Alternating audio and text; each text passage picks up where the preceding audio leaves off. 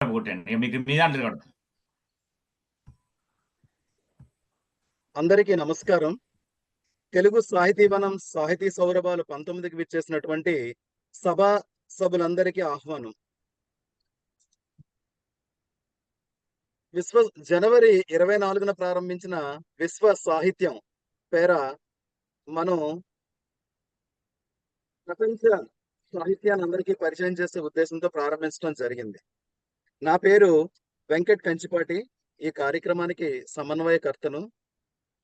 నేను Visakhapatnam steel plant లో chargemen గా వర్క్ చేస్తున్నాను. ఇప్పటి వరకు 2 కవితా సంపుటాలు రిలీజ్ చేయడం జరిగింది. అతన్ని అలా వదిలేయకండి మరియు ఆకుపచ్చని జ్ఞాపకం. నేను మన తెలుగు సాహితీవనంకి వన్ ఆఫ్ ద అడ్మిన్. ఈనాటి కార్యక్రమానికి ప్రధాన వక్త శ్రీ బెల్లంకొండి సంపత్ కుమార్ గారికి, సభాధ్యక్షులు శాంతికృష్ణ గారికి, టీం సభ్యులు డాక్టర్ కృష్ణారావు గారు, రెడ్నం నవీన్ చంద్ర హోతా, అరుణ సందడి గారు, సుమన ప్రణవ్ గారు, శ్రీధర్ రెడ్డి బిల్లా గారు మరియు శ్రీనివాస్ తొడుపునూరి గారు, ఇంకా సభకు విచ్చేసినటువంటి ఆత్మీయ కవిమిత్రులందరికీ కూడా హృదయపూర్వక స్వాగతాంజలి. ప్రపంచ భాషల్లోని విలువైన సాహిత్యాన్ని అందరూ తెలుసుకోవాలనే గొప్ప ఆశయంతో తెలుగు సాహితీవనం నిర్వహిస్తున్న విశ్వ సాహిత్యం ప్రోగ్రాం. తెలుగు సాహితీవనం తెలుగు సాహిత్యానికి సంబంధించి దేశంలోని అతిపెద్ద ఫేస్బుక్ సమూహం. సుమారు 25,000 మంది కవులు, కవయిత్రులు, రచయిత్రులు, పాఠకులు కలిసి ఇప్పటి వరకు జరిగిన 3 వార్షికోత్సవాల్లో పాడవే కోయిల, వసంత వీచిక, ఎన్నో వర్ణాలు, అంతర్వాహిని, కడలి, అలవోక సంకలనాలను ఆవిష్కరించడం జరిగింది. కవులను, కవిత్రులను ప్రోత్సహించేందుకు అనేక కార్యక్రమాలను నిర్వహించడం జరుగుతుంది. అన్ని ప్రత్యేక సందర్భాల్లో కవితల పోటీలు, అక్షర విన్యాసం, పదమంజరి, చిత్ర కవిత మొదలైన పోటీలను మన తెలుగు సాహితీవనం నిర్వహించడం జరుగుతుంది. ముఖ్యంగా మన తెలుగు సాహితీవనంకు వెన్నుముక శాంతికృష్ణ మేడం గారికి, అలాగే మా సంస్థ గౌరవ సలహాదారులు ఏనుగు నరసింహారెడ్డి గారు, సత్యాజీ గారు మరియు మీ అందరి తోడ్పాటుతో 26,000 మంది సభ్యులతో కూడిన మన ఈ తెలుగు సాహితీవనం మీ అందరి తోడ్పాటు మరియు ప్రోత్సాహం ఎప్పుడూ ఉంటుందని అనుకుంటున్నాం. మీరు మేము మనందరం కలిస్తేనే 26,000 మంది సభ్యులున్న మన తెలుగు సాహితీవనం. మరి మన తెలుగు సాహితీవనం వ్యవస్థాపకురాలు, ఈనాటి సభాధ్యక్షులు, కవయిత్రి, రచయిత్రి, సమీక్షకులు శ్రీ శాంతికృష్ణ మేడం గారి గురించి 2 మాటలు. వీరి స్వస్థలం నెల్లూరు, ప్రస్తుతం నివాసం హైదరాబాద్. 3 కవితా సంపుటాలు, 7 సంకలనాలు ముద్రించారు. అలాగే ఈనాటి విశ్వ సాహిత్య కార్యక్రమానికి ప్రధాన వక్త అయినటువంటి డాక్టర్ బెల్లంకొండ సంపత్ కుమార్ గారి గురించి 2 మాటలు. సంపత్ కుమార్ గారు కవి మరియు రచయిత, ఉపాధ్యాయ వృత్తిలో ఉన్నారు. ఆంగ్ల ఉపాధ్యాయుడు. ప్రస్తుత నివాసం హైదరాబాద్. ఒక వేకువ కోసం కవితా సంపుటి, పల్లె పూలవాన, బాల్యం బ్రతుకు కథల సంపుటి, మెతుకు కథల సంపుటి వెలువరించారు. మెదక్ జిల్లా సాహిత్య చరిత్ర, తెలంగాణ సాహిత్య అకాడమీ ప్రచురణ, తొలి నాళ్లు పోయి వ్యాస సంపుటి, 100 పూలు డాక్టర్ నందిని సిద్ధార్థ రెడ్డి గారి ముందు మాటల సంపాదకీయాలు, ఇవి కాకుండా మరికొన్ని పుస్తకాలు ముద్రించారు. 1990 నుండి సాహిత్య సేవను అందిస్తున్నారు. సాహిత్య రంగంలో వీరు అందుకున్న పురస్కారాలు గుర్రం జాస్వా పురస్కారం, డాక్టర్ సి నారాయణ రెడ్డి పురస్కారం మొదలైనవి. ఈ రోజు మన విశ్వ సాహిత్యం కార్యక్రమంలో షేక్స్పియర్ రచించిన ద మర్చెంట్ ఆఫ్ వెనిస్ పుస్తకం గురించి క్లుప్తంగా 4 మాటలు. ద మర్చెంట్ ఆఫ్ వెనిస్ అందరికి ద మర్చెంట్ ఆఫ్ వెనిస్ వర్తకుడు. ఈ వెనిస్ వర్తకుడు ఎవరంటే ఆంటోనియో. పసేనియోకు 3 స్నేహితులు ఉంటారు, 3 క్యాస్కెట్స్, 3,000 టికెట్స్. ఇదే కథ యొక్క క్లుప్తత. ఇందులో characters Antonio, Bassanio, Shaila, Portia మొదలైన క్యారెక్టర్స్. వీటిని ఈనాటి మన ప్రధాన వక్త బెల్లంకొండ సంపత్ కుమార్ గారు వివరిస్తారు. అలాగే ఈరోజు ఈ జూమ్ సమావేశంలోని కార్యక్రమాలు వివరాలు. ముందుగా సభాధ్యక్షులు ముందు మాటలు, ప్రధాన వక్త ప్రసంగం, ప్రేక్షకుల సందేహాలు లేదా అభినందనలు, టీం సభ్యుల అభినందనలు, చివరిగా వందన సమర్పణ ఉంటాయి. మరి మన ఈ కార్యక్రమానికి సభాధ్యక్షత వహించవలసిందిగా మన శాంతికృష్ణ మేడం గారిని కోరుకుంటున్నాను. Thank you.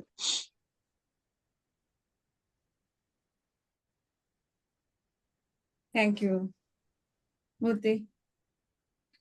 తెలుగు సాహితీవనం సాహితీ సౌరభాలు 19 విశ్వ సాహిత్యం 7 జూమ్ సమావేశం.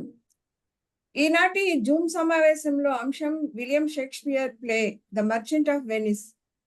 ప్రధాన వక్త డాక్టర్ బెల్లంకొండ సంపత్ కుమార్ గారు.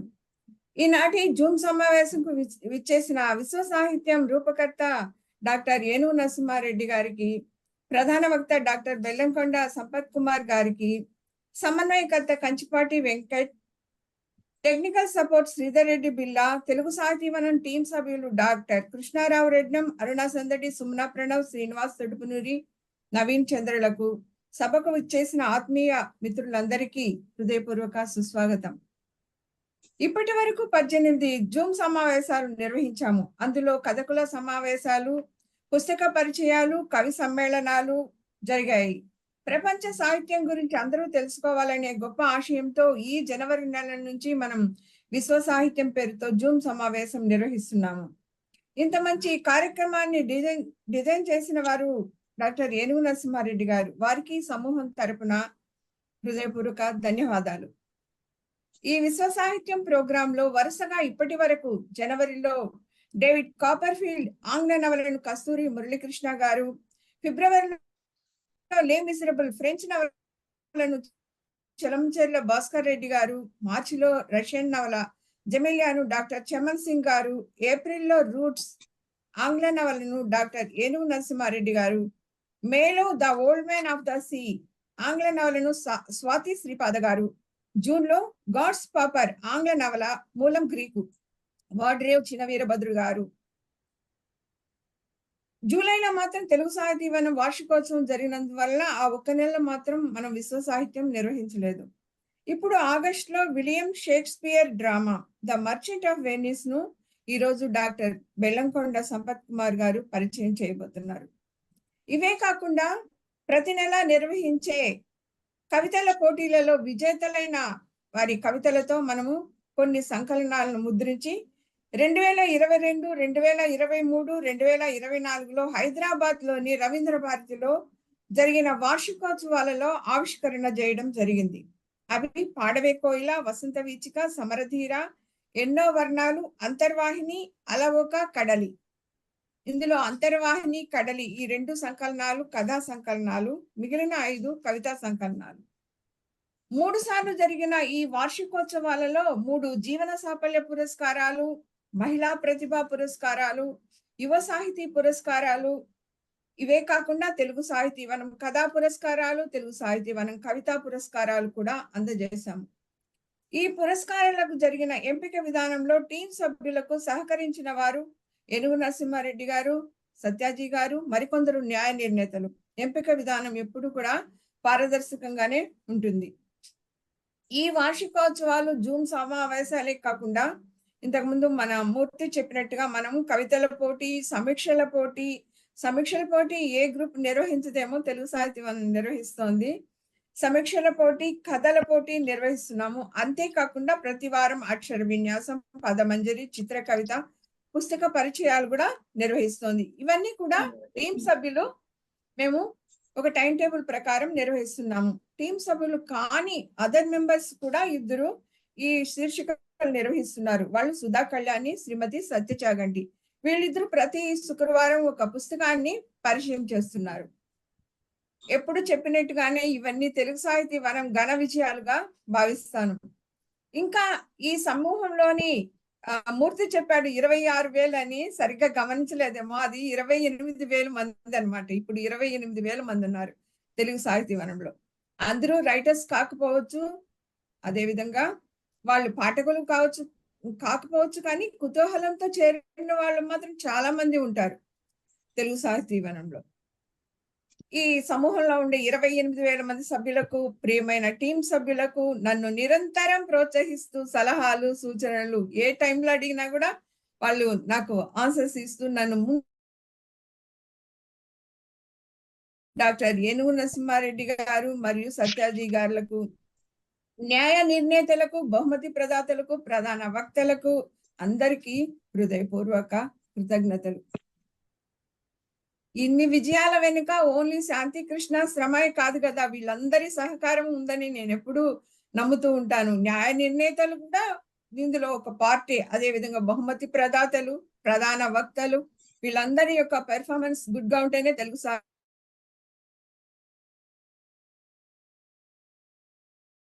ఇంకా మొదట ఈ ప్రోగ్రామ్ స్టార్ట్ చేసుకోవడానికి ముందు ఈ విశ్వ సాహిత్యం రూపకర్త అయిన డాక్టర్ ఏనుగు నరసింహారెడ్డి గారు సభను ఉద్దేశించి కొన్ని మాటలు చెప్పవలసిందిగా కోరుతున్నాను. థ్యాంక్ యూ శాంతికృష్ణ గారు. జూమ్ లో ఉన్న మిత్రులందరికీ నమస్కారం. వెంకట్ కంచిపాటి గారు చాలా క్లియర్ గా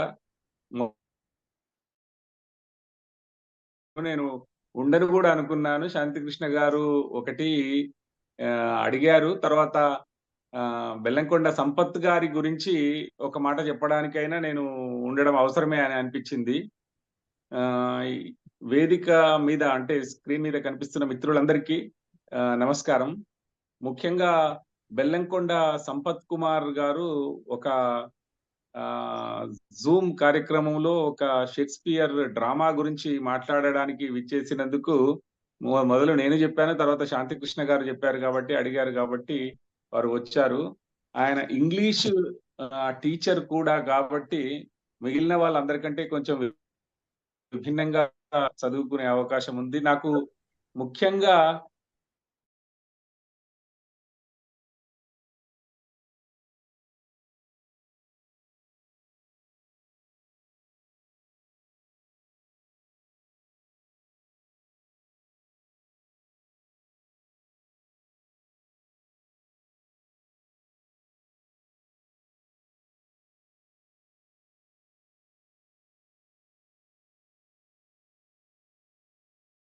చాలా పని చేసి కొద్దిగా మాత్రమే చెప్పుకుంటారు, అసలు చెప్పుకోరు. మనం ఎవరైనా పట్టిలాగి గుర్తుపడితే తప్ప అది మనకు తెలియదు. అట్లాంటి ఒక అరుదైన సాహిత్యకారుడు డాక్టర్ బెల్లంకొండ సంపత్ కుమార్ గారు.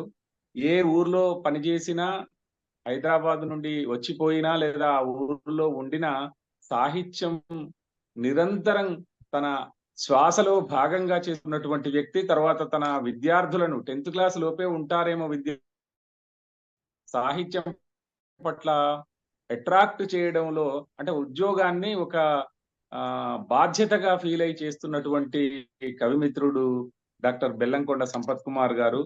ఆ బెల్లంకొండ సంపత్ కుమార్ ఎప్పుడు ఇంగ్లీష్ టీచర్ కాబట్టి ఇంగ్లీష్ లిటరేచర్ గురించి అప్పుడు మేము మాట్లాడుకుంటూ ఉన్న క్రమంలో తనతో ఏదో ఒక షేక్స్పియర్ డ్రామా చెబితే బాగుంటుంది అంటే, మీరు ఏది చెప్పంటే అది చెప్తాను సార్ అన్నారు. మీ ఇష్టం అంటే మర్చెంట్ ఆఫ్ వెనిస్ ఎంచుకున్నారు. నిజానికి మర్చెంట్ ఆఫ్ వెనిస్ చాలా పెద్ద కథ. పెద్ద పేరు చూసేటప్పటికి, అంటే నిజానికి షేక్స్పియర్ గురించి మనం మాట్లాడితే ఇది ఒక్కటే చెప్పాలా అంటే ఎన్నైనా చెప్పొచ్చు. శాంతికృష్ణ గారు నిన్న ఒక డౌట్ వ్యక్తం చేశారు, ఈ ఒక్కటే చెప్పిస్తే అయిపోతుంది అంటే. నిజానికి ఆయన రాసిన 39-40 డ్రామాలు, తర్వాత 3-4 లాంగ్ పోయమ్స్ ఉన్నాయి. తర్వాత సానెట్స్ అయితే చెప్పించడానికి వీలు పడదు, లాంగ్ పోయమ్స్ కూడా చెప్పించడానికి అంత వీలు పడకపోవచ్చు. డ్రామాల్లో హామ్లెట్ ఉంది, ఒథెల్లో ఉంది, కింగ్ లియర్ ఉంది, మ్యాక్బెత్ ఉంది, కామెడీ ఆఫ్ ఎర్రర్స్ ఉంది, 12th నైట్ ఉంది, ఆంటోనీ అండ్ క్లియోపాత్రా ఉంది, టెంపెస్ట్ ఉంది, ఏదైనా చెప్పించవచ్చు. కానీ ఇప్పుడు ఇది మనము విని నేర్చుకోవలసిన ఒక మంచి పుస్తకము.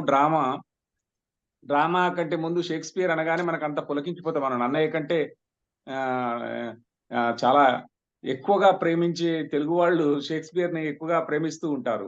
అయితే నాకు ఈ కథ గురించి బెల్లంకొండ సంపత్ చాలా డీటెయిల్ గా మాట్లాడతారు కాబట్టి, నాకు ఈ పుస్తకంలో ఇది ఇద్దరు మిత్రుల కథన, లేదా బసానియో అండ్ పోర్షియోల ప్రేమ కథన, లేకపోతే ఇద్దరు వ్యాపారస్తుల కథన అని ఎట్లా ఏ కోణంలో చదివితే ఆ కోణం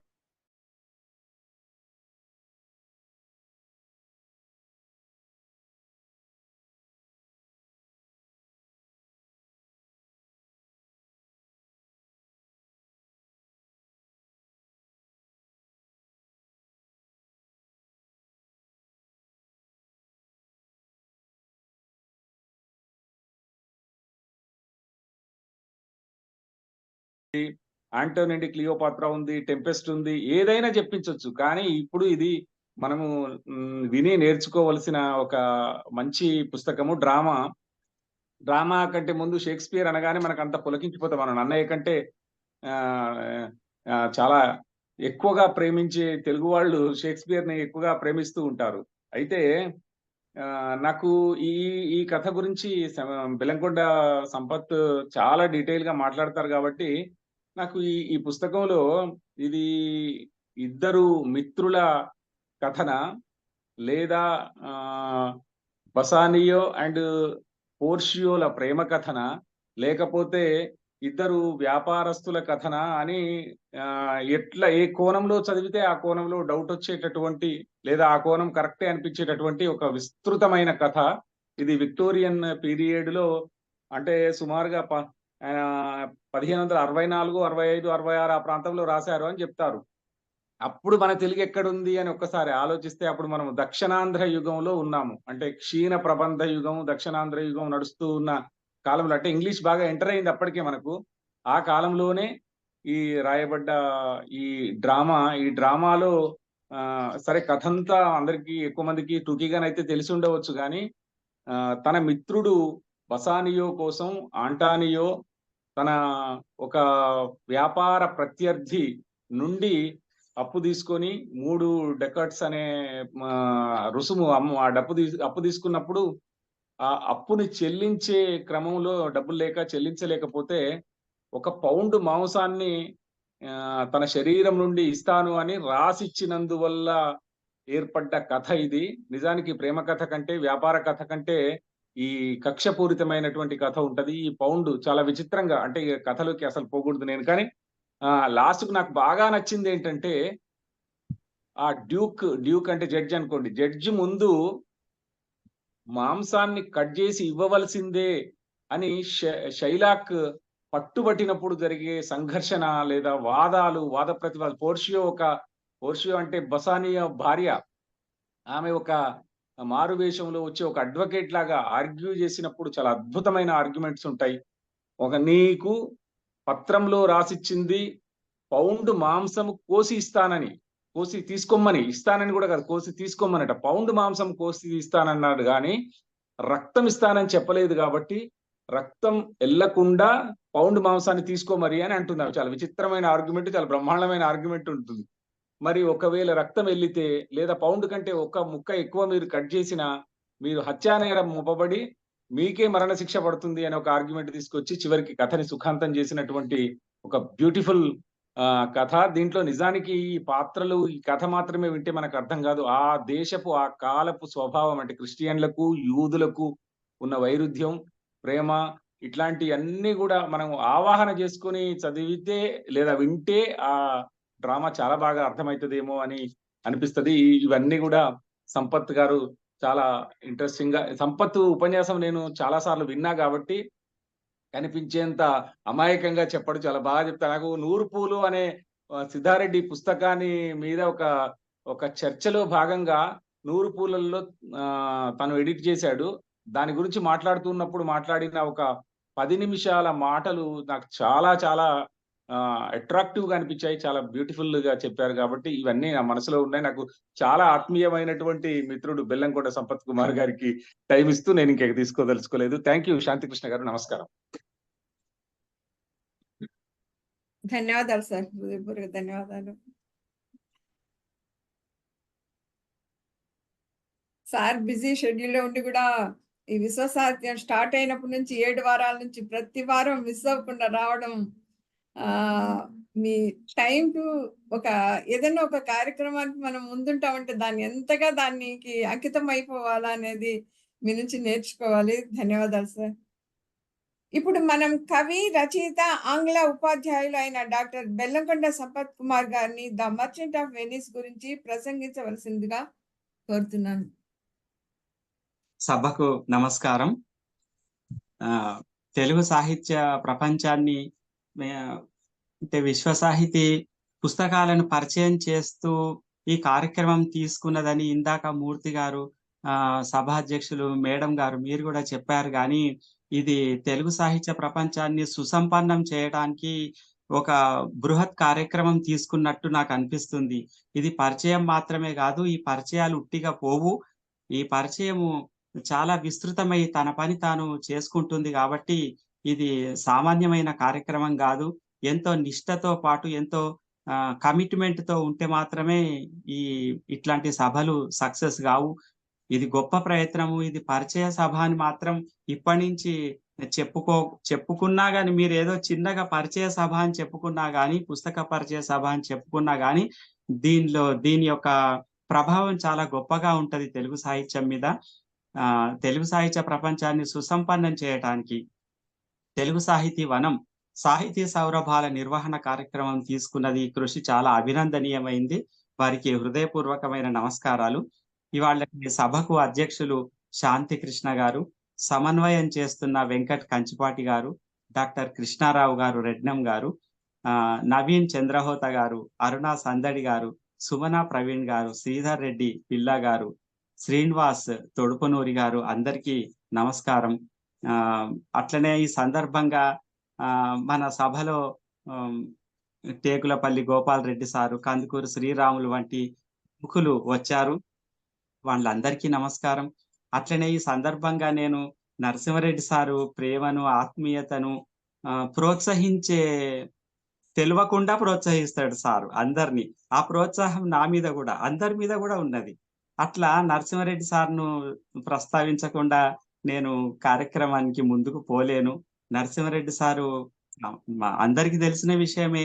ఆయన ఒక వ్యక్తి కాదు, ఒక సమూహంగా ఎందరినో కవులను, రచయితలను ప్రోత్సహించినట్టే సంస్థలకు జీవం పోస్తున్న మార్గదర్శకుడు. ఏ సంస్థనైనా ప్రోత్సహించే విశాల హృదయం సార్ది.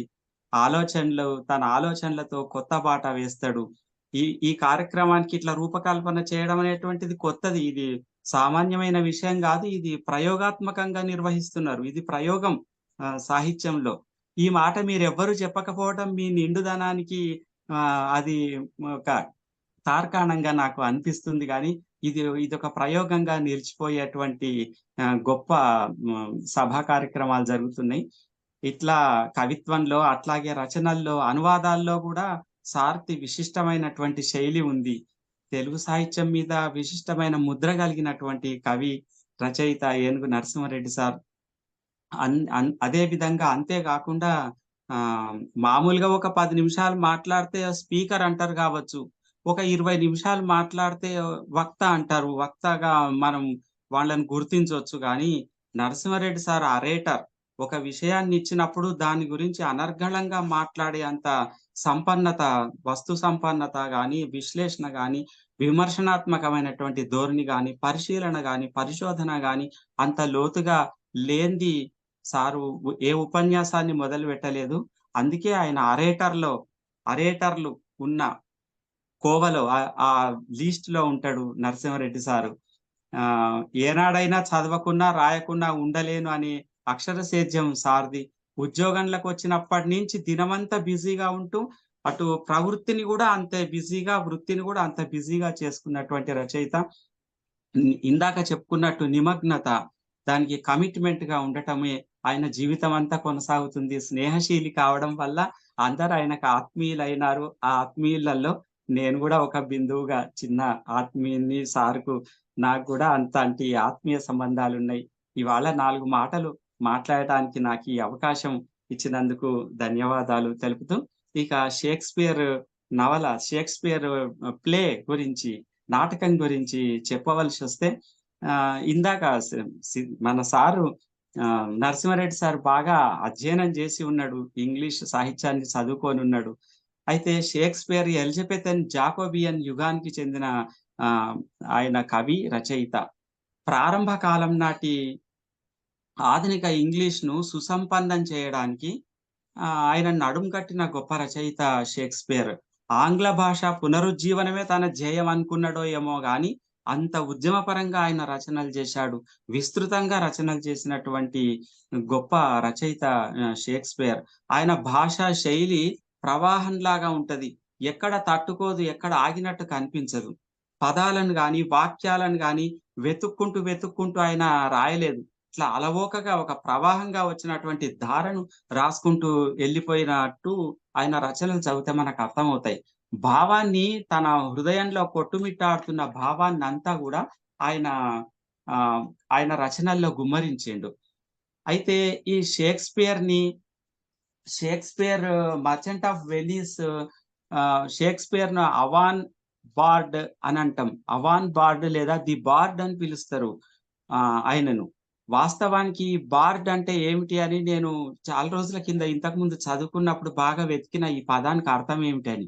ఒక్కొక్కరు ఒక్కొక్క రకంగా ఈ పదం గురించే చాలా విశ్లేషణలున్నాయి. బార్డ్ అంటే ఒక దేవతగా పూజించే ఒక గౌరవప్రదమైనటువంటి వాడని అర్థం. అట్లనే వాస్తవానికి ది బార్డ్ అంటే ముందే ప్రవచించేవాడని అర్థం. ముందే తెలియజెప్పేవాడు. విషయాన్ని ముందే చెప్పేవాడు. రానున్న వాటిని ముందే ఊహించి, రానున్న వాటిని ముందే ఇది ఇట్లుంటది, దీని పరిణామాలు ఇట్లా ఉంటాయని ముందే ఊహించి ప్రవచించేవాడు, చెప్పేవాడు, లేదా గానం చేసేవాడని అర్థాలున్నాయి. అట్లనే ప్రేరణ ఇచ్చేవాడని కూడా, దేశభక్తి గలవాడని అర్థంలో కూడా బార్డ్‌ని యూజ్ చేస్తారు. ఇన్ని రకాల అర్థమున్న ఒక 2 సిలబుల్స్‌ని వెనుక ఇంత అర్థం ఉన్నదని తెలుసుకోవాల్సిన పరిస్థితి. డిక్షనరీ ప్రకారం కూడా the bard a person who composed and recited epic or heroic poems అని ఉంది. Often while playing the harp lyre or the like William Shakespeare is the bard అని ఆయనకు స్థిరపడిపోయింది ఒక పేరు. పురాణాలకు లేదా వీరోచితమైన పద్యాలను కంపోజ్ చేసి పఠించటం కూడా బార్డ్ కిందికే వస్తది. సామాన్య మానవులను ద బార్డ్ అని అనరు. సామాన్య కవులను కూడా ద బార్డ్ అని అనలేదు. ఇంగ్లీష్ సాహిత్యంలో ఎక్కడ అనలేదు. అసాధారణ ప్రతిభ గల వారిని మాత్రమే ద బార్డ్ అని చెప్పిండ్రు. అయితే కవి, గాయకుడని కూడా అర్థస్ఫురణ ఉన్నది. విలియం షేక్స్పియర్ ఆయన 1564 నుంచి 1616 మధ్యకాలం వాడని ఒక పరిశోధన ఉంది. ఆయన ఇంగ్లీష్ నాటక రచయిత, కవి, నటుడు కూడా. ఆయన ప్రపంచ నాటక సాహిత్య ప్రక్రియలో గొప్ప రచయితగా ఆయనకు పేరుంది. ఇంగ్లీష్ జాతీయ కవిగా, బార్డ్ ఆఫ్ అవాన్ ఆయన పుట్టి పెరిగిన ప్రాంతం యొక్క పేరు కాబట్టి ద బార్డ్ ఆఫ్ అవాన్ అని కూడా ఆయనను అంటారు. అంటే గొప్ప కవీశ్వరుడుగా పేరుగాంచాడు ఇంగ్లీష్ ప్రపంచంలో. తెలుగులో సామాన్యంగా మన భారత దేశానికి రవీంద్రనాథ్ ఠాగూరును ఆయనను విశ్వకవి అని ఎట్లా అంటామో అట్లాంటి ఒక పేరే ద బార్డ్ అనేటువంటిది. కాబట్టి ఆయనను బార్డ్ ఆఫ్ అవాన్ అనిగా, విశ్వకవిగా ఆయనను గుర్తించారు అందరూ. అలాంటి గొప్ప బిరుదే ఇది కూడా. బార్డ్ ఆఫ్ అవాన్ అనేటువంటిది నిజానికి ఆ పదం మాత్రమే ఆయన జీవన సాఫల్యానికి గొప్పగా ఉపకరించిందని నాకు అనిపిస్తది. ఆయన నరసింహారెడ్డి సార్ చెప్పినట్టు 38, 39, 37 37 నాటకాలు రాశాడు ఆయన. 154 సొనెట్స్ రాశాడు. ఇవి 4 పాదాలున్నటువంటి పద్యాలు. 2 నరేటివ్ లాంగ్ పోయమ్స్ రాసిండు. ఆయన కవిగా విరివిగా పద్యాలు కూడా రాసిండు. నాటకాలు, ఇతర రచనలు అనేక భాషల్లోకి, ప్రపంచ భాషల్లోకి అనువదించబడ్డాయి కూడా. షేక్స్పియర్ తల్లి పేరు మేరీ ఆర్డెన్. వాళ్ళది రైతు కుటుంబం నుంచి వచ్చినటువంటి వాళ్ళు. తండ్రి జాన్ షేక్స్పియర్. షేక్స్పియర్ తల్లిదండ్రులకు ఈయన 8వ సంతానం. అయితే ఆయన స్ట్రాట్ఫోర్డ్, అవాన్ అనే స్ట్రాట్ఫోర్డ్ ప్రాంతంలో ఆయన జన్మించిండు. 18 సంవత్సరాలు ఉన్న వయసులో హాత్వే అనే ఆమెను వివాహం చేసుకున్నాడు. అప్పటికి హాత్వేకి 26 సంవత్సరాలు. అంత డిఫరెన్స్. మన దగ్గర అంతటి హృదయం ఉండదు, సహృదయం ఉండదు. చిన్న వాళ్ళని పెళ్లి చేసుకోవాలనో లేకపోతే సమవయస్సులకు కూడా ప్రిఫరెన్స్ ఇయ్యరు. ఆ రోజులలో ఇందాక సార్ చెప్పినట్టు అదొక క్షీణయుగం కాలంలో వచ్చిన గొప్ప పుస్తకంగా చెప్పిండు. అప్పటికే అక్కడ అంత అడ్వాన్స్ గా ఉన్నటువంటి ప్రజల్లో అంత అడ్వాన్స్ గా ఆలోచన విధానం ఉన్నదని మనకు అర్థమవుతుంది. సుసన్నా హాల్ అని ఆమె షేక్స్పియర్ పెద్ద కుమార్తె. ఆ తర్వాత ఇద్దరు ట్విన్స్ ఆయనకు హామ్నెత్, జూడిత్ క్వీన్ అనే ఇద్దరు కవలలు జన్మించారు. అక్కడి నుంచి ఆయన లండన్ వెళ్ళడం జరిగింది అనేక కారణాల వల్ల. లండన్ నుంచి మళ్ళా ఇక్కడికి ఇంగ్లాండ్‌కి రావటం ఇట్లా జరిగింది. అయితే లండన్‌కు వెళ్ళినప్పుడు ఆయన నటుడుగా మారిపోతాడు. అంటే అనేక పాత్రలు ధరించి నాటకాలు వేయటము, నటించటం ఆయనకు గొప్పగా పేరు తెచ్చింది అక్కడ లండన్‌లో. ఆయన వ్యక్తిగత జీవితం గురించి చాలా పరిమితమైనటువంటి సమాచారం మాత్రమే దొరుకుతుంది. ఆయన గురించి కల్పనలు, ఊహలు ఎక్కువగా ఉన్నాయి. అవి అన్ని వాస్తవాలని మనకు ఆధారాలుగా దొరకడం లేదు. తల్లిదండ్రులు ఆయన చిన్నప్పుడే తల్లిదండ్రులను కోల్పోయాడని ఒకటి ఉంది. ఆయన ఒక వేస్టేజ్ రద్దీ సామాన్లు అమ్మే చోట పనిచేసేవాడని.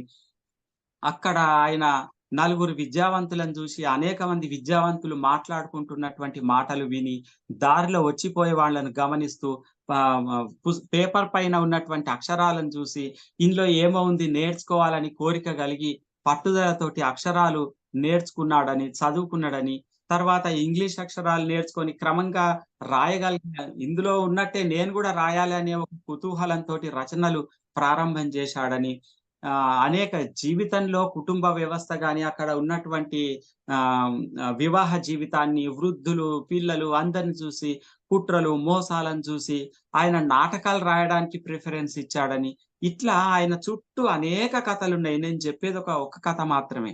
అయితే ఆయన చుట్టూ అనేక కథలు ఇట్లాంటివి అల్లుకొని ఉన్నాయి.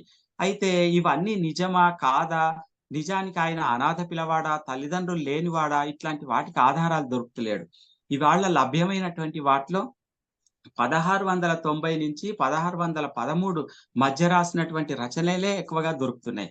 ఇలా ఆయన మొదట ఒక హాస్యంగా ప్రారంభమైన నాటకాలను రాసిండు. అట్లా ఆయన ఎంటర్ అయిందే హాస్యంతోటి, వ్యంగ్యంతోటి, హాస్యంతోటి రచనలను స్వీకరించాడు. ఆ తర్వాత ఈ వ్యంగ్యం, హాస్యమే కాదు, దీనికి చారిత్రక నేపథ్యం ఉన్నదని ఒక మ్యాచ్యూరిటీ ఆయనలో కలిగిన దశలో చారిత్రక నేపథ్యంగా ఉన్నటువంటి రచనలు చేసిండు. కళాత్మకమైనటువంటి మలుపులను అద్ది, జీవన సంబంధాలను అద్ది ఆయన రచనలు చేయడానికి ఒక ట్విస్ట్‌ను, ఒక శిల్ప విన్యాస రీతులను తర్వాత వంట పట్టించుకున్నాడు. మొదట్లో కేవలం హాస్యము, కేవలం వ్యంగ్యమే కనిపిస్తది. అయితే ఆ చారిత్రక నేపథ్యాన్ని అందుకునే దశలో మ్యాచ్యూరిటీ ఒక గొప్ప ఆలోచనా విధానంతోటి రాస్తున్నప్పుడే ఈ వెన్నిస్ ఆఫ్ మర్చెంట్ ఇట్లాంటి రచనలు చేసిండాయన.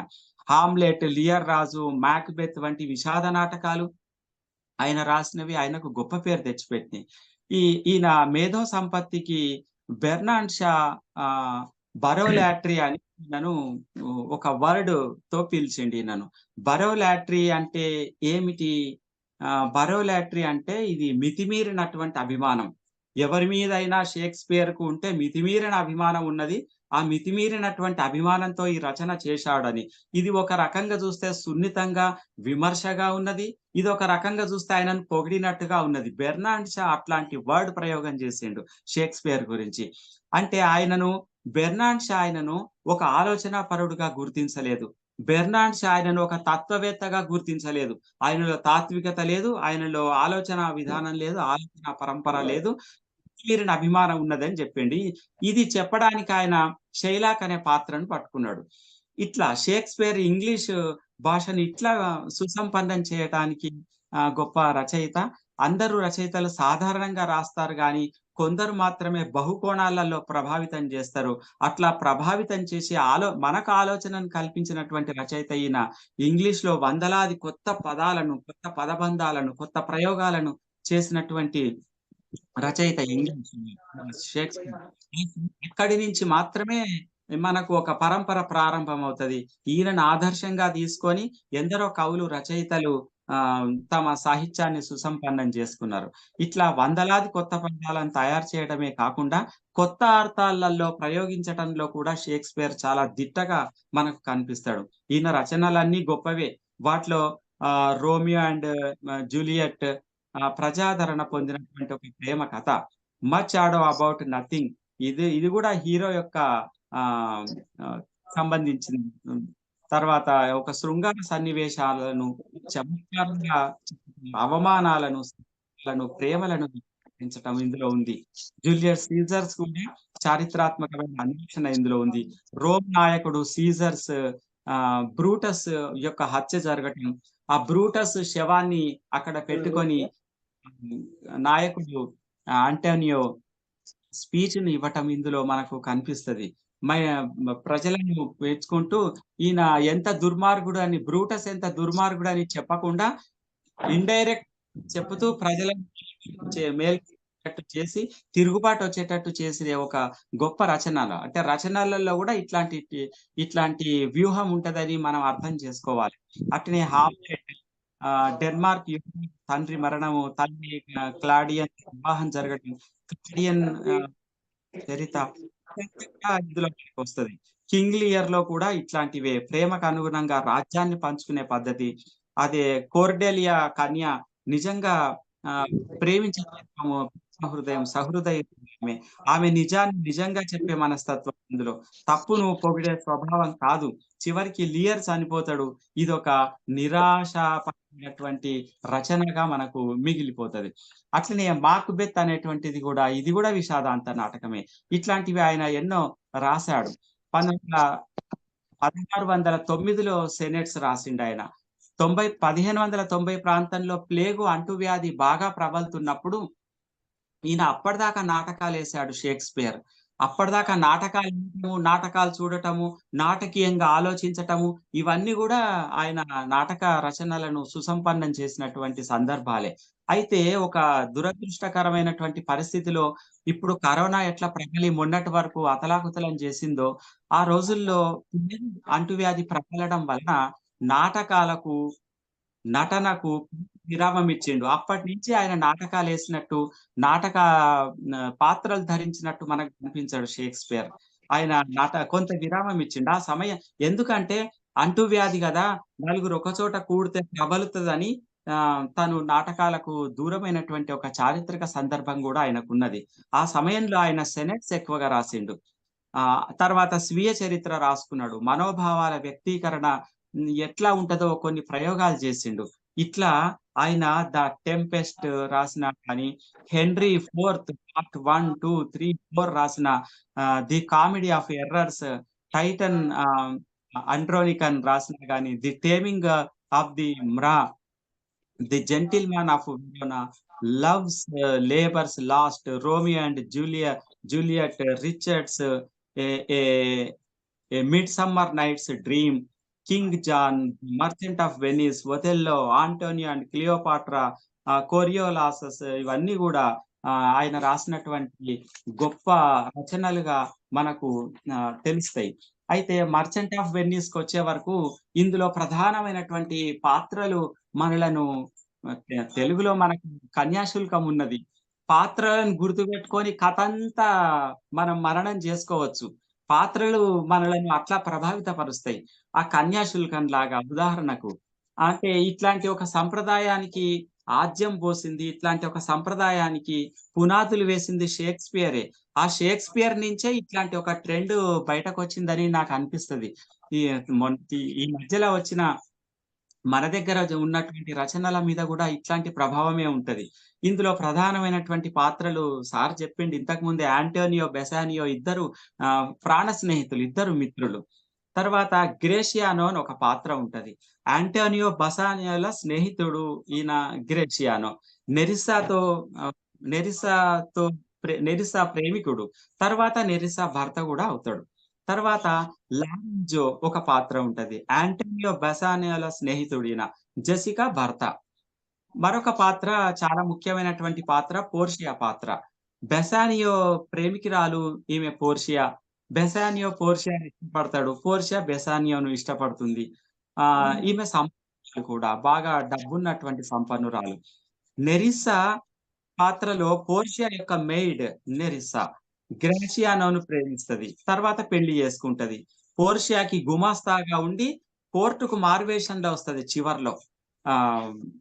పోర్షియా మారువేషంలో కోర్టుకు వచ్చినప్పుడు వెంట ఉండే పాత్ర నెరిసా పాత్ర. అదే విధంగా బల్తజార్ స్టెఫానో అనో 2 పాత్రలున్నాయి. పోర్షియా సేవకులు వీళ్ళిద్దరు కూడా బల్తజార్ స్టెఫానో. అటు తర్వాత ఇక ఈ ఈ నాటకాన్ని బాగా మలుపులు తిప్పటానికి రచయిత ఉపయోగించుకున్నటువంటి పాత్ర, ఆయనకు ఎంత కసితో ఈ పాత్రను ఉపయోగించుకున్నాడా అని అనిపిస్తది అప్పుడప్పుడు షేక్స్పియర్. అట్లాంటి పాత్ర షైలాక్ పాత్ర.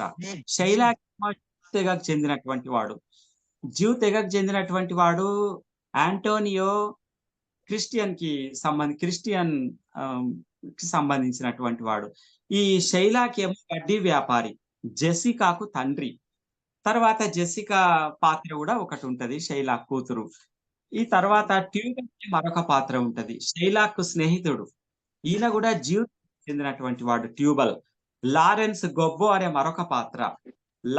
లాన్సెలాట్ యొక్క తండ్రి, ఈయన అంధుడు, కండ్లు లేవు ఈయనకు. తర్వాత లియోనార్డో అనేటువంటి పాత్ర, బెసానియోకు సేవకుడు లియోనార్డో. తర్వాత Duke of Venice Shylock bond విషయంలో ఈయన న్యాయాధినేత. ఆ వెనిస్ కి డ్యూకే తీర్పులు చెప్తాడు ఏదున్నా గాని. ఒక అత్యున్నత న్యాయస్థానంగా న్యాయాధినేతగా ఈయన మనకు ఈ నాటకంలో కనబడతాడు. తర్వాత మొరాకా యువరాజు ఒకడు, ప్రిన్స్ ఆఫ్ అరగాన్, ఇద్దరు 2 పాత్రలు. ఈ 2 పాత్రలు కూడా పోర్షియా స్వయంవరానికి, పోర్షియాను పెళ్లి చేసుకోవడానికి వచ్చినటువంటి వాళ్లే. వాళ్ళతో పాటు బెసానియో కూడా అక్కడికి వస్తాడు. ఆ తర్వాత సలానియో అనే 2 పాత్రలు ఉంటాయి. ఆంటోనియో, బెసానియో వీళ్ళిద్దరు స్నేహితులే. ఆంటోనియో వీళ్ళతో పాటు ఉండి వీళ్ళకు సహకరించేటువంటి స్నేహితులు. వెన్నీస్ కి మ్యాగ్నిఫికోల్ అనేటువంటిది మరొకటి. మ్యాగ్నిఫికోల్ అంటేనే న్యాయస్థానాధికారులు ఉన్నటువంటి ఒక గ్యాలరీ, ఒక ప్రాంతం అని మనకు అర్థమవుతుంది. పోర్షియాకు సేవకులు ఉంటారు, సేవకులుగా ఉంటారు. తర్వాత డాక్టర్ పోర్షియా యొక్క బెలారియో పాత్ర మనకు షేక్స్పియర్ అక్కడ రాసిండు గాని బెలారియో ఎక్కడ ఫిజికల్ గా ప్రత్యక్షం కాడు, ఫిజికల్ గా కనిపించడు. ఇది కూడా షేక్స్పియర్ చేసినటువంటి రచన నైపుణ్యంలో ఒక భాగంగానే దీన్ని అర్థం చేసుకోవాలి. కాబట్టి ఈ రచనలో రామాయణం గురించి షార్ట్ గా చెప్పమంటే కట్టే, కొట్టే, తెచ్చే అని చెప్తారు కదా. అట్లా చెప్పినట్టు ఈ షేక్స్పియర్ ఈ నాటకాన్ని కూడా 3 కాస్కెట్స్, 3000 ఆఫ్ డకెట్స్ అండ్ 3 రూల్స్ అని కూడా ఒక చిన్నగా మనం సూత్రీకరణ చేసుకోవచ్చు. ఈ రచన గురించి చారిత్రక సందర్భం ఉన్నది. మరి ఈ రచన ఎందుకు రాయవలసి వచ్చింది అనే చారిత్రక సందర్భాన్ని కూడా మనం అర్థం చేసుకోవాలి. ఇది ఎలిజబెథన్ కాలానికి సంబంధించినటువంటి రచన. షేక్స్పియర్ ఆంగ్ల ఎలిజబెథన్ ముఖ్యమైంది. సాహిత్యాన్ని యుగ విభజన చేసినట్టే దీన్ని ఎలిజబెథన్ సాహిత్య యుగంగా వర్గీకరించారు. ఈ యుగం 1500 ఇంగ్లీష్ సాహిత్యంలో 1550 నుంచి 1630 వరకు ఎలిజబెత్ జీవించి ఉన్నంత ఆ పరిసర ప్రాంతాలు కూడా ఎలిజబెత్ కాలంగా వర్గీకరణ చేసిండ్రు. ఇది క్వీన్ ఎలిజబెత్ పరిపాలనా కాలం కనుక రచనలు అన్ని కూడా పరిపాలనా కాలానికి అనుగుణంగానే ఉంటాయి అనేటువంటిది మనం గుర్తుపెట్టుకోవాలి. నాటి సామాజిక రాజకీయ వాతావరణాన్ని ఈ రచన ప్రతిబింబిస్తాయి. నాటక రచనలు బాగానే వచ్చినాయి అప్పుడు ఆ రోజుల్లో. అంటే మనం ఇక్కడ ఇంకా గమనించవలసింది ఏమిటిదంటే షైలాక్ యూదుడు, అదొకటి గుర్తుంచుకోవాలి. ఆంటోనియో క్రిస్టియన్ కి సంబంధించినటువంటి వాడు. మతపరమైనటువంటి తెగ, ఈ మతపరమైనటువంటివి కూడా ఏవైనా ఉండొచ్చా అని కూడా ఈ పాత్రల మధ్య మనము ఆలోచన చేయవలసి ఉంటది. పురాతన ఇజ్రాయిలీల తెగ నుంచి వచ్చినటువంటి వారసత్వమే ఈ యూదులు, తెగకు చెందినటువంటి వారు. వీళ్ళది జూడా మత సంప్రదాయానికి సంబంధించి ఉంటారు వీళ్ళు. కాబట్టి మన ఆంటోనియో దీనికి వచ్చినప్పుడు, ఇంకా కథలోకి మనం వచ్చినప్పుడు, ఆంటోనియో స్నేహితుడు వెనిస్ ఆఫ్ మర్చెంట్ లో ఆంటోనియో స్నేహితుడు బెసానియో. వెనిస్ నగరంలో ఆంటోనియో అనే యువకుడు ఆయన వర్తకం చేస్తుండేటువంటి వాడు. ఆయన మంచి స్వభావం కలిగినటువంటి వాడు. అప్పులు ఇచ్చినా ఎవరి దగ్గర వడ్డీ తీసుకోలేదు. యాంటోనియో ఎవరి దగ్గర వడ్డీ వసూలు చేయలేదు. ఒకవేళ ఇచ్చినా గాని నామమాత్రమైనటువంటి వడ్డీలు ఇచ్చేవాడు. మానవ హృదయంతో ఆలోచించి ఎక్కడైనా కట్టలేని పరిస్థితి ఉన్నప్పుడు వాళ్ళని మినహాయింపు చేసుకోవటం, వాళ్ళని ఆదుకోవటం, వాళ్ళకు సహకారం చేయటం, ఇట్లాంటి మంచి లక్షణాలు ఉన్నటువంటి వాడు యాంటోనియో. అయితే సహాయ సహకారాలు చేసే మనస్తత్వమే కాకుండా మంచి స్నేహశీలి కూడా. ఆయనకు సముద్ర వ్యాపారం మంచి అనుభవం ఉంది. దూరదేశాలతో వర్తక వాణిజ్యాలు చేస్తూ ఉండేటువంటి వాడు. కానీ దురదృష్ట పరిస్థితి ఏమిటిదంటే యాంటోనియో భార్య చనిపోతుంది. చనిపోయిన తర్వాత ఒంటరిగా ఫీల్ అవుతున్న దశలో ఈ ప్రపంచంలో నేను ఒంటరిగా జీవించాలి, భార్యను అమితంగా ప్రేమించేటువంటి మనస్తత్వం గలవాడు. ఆమె ఒక్కసారి ఆ స్థానం ఖాళీ అయిపోయిన తర్వాత ఇక ఆయన ఒక రకమైన మానసిక పరిస్థితి అనుభవిస్తున్నప్పుడు బెసానియో ఆయనకు చాలా క్లోజ్ దగ్గర అవుతాడు. ఈ బెసానియో ఆయనకు క్లోజ్ ఫ్రెండ్, దగ్గర స్నేహితుడు, మంచి ఫ్రెండ్.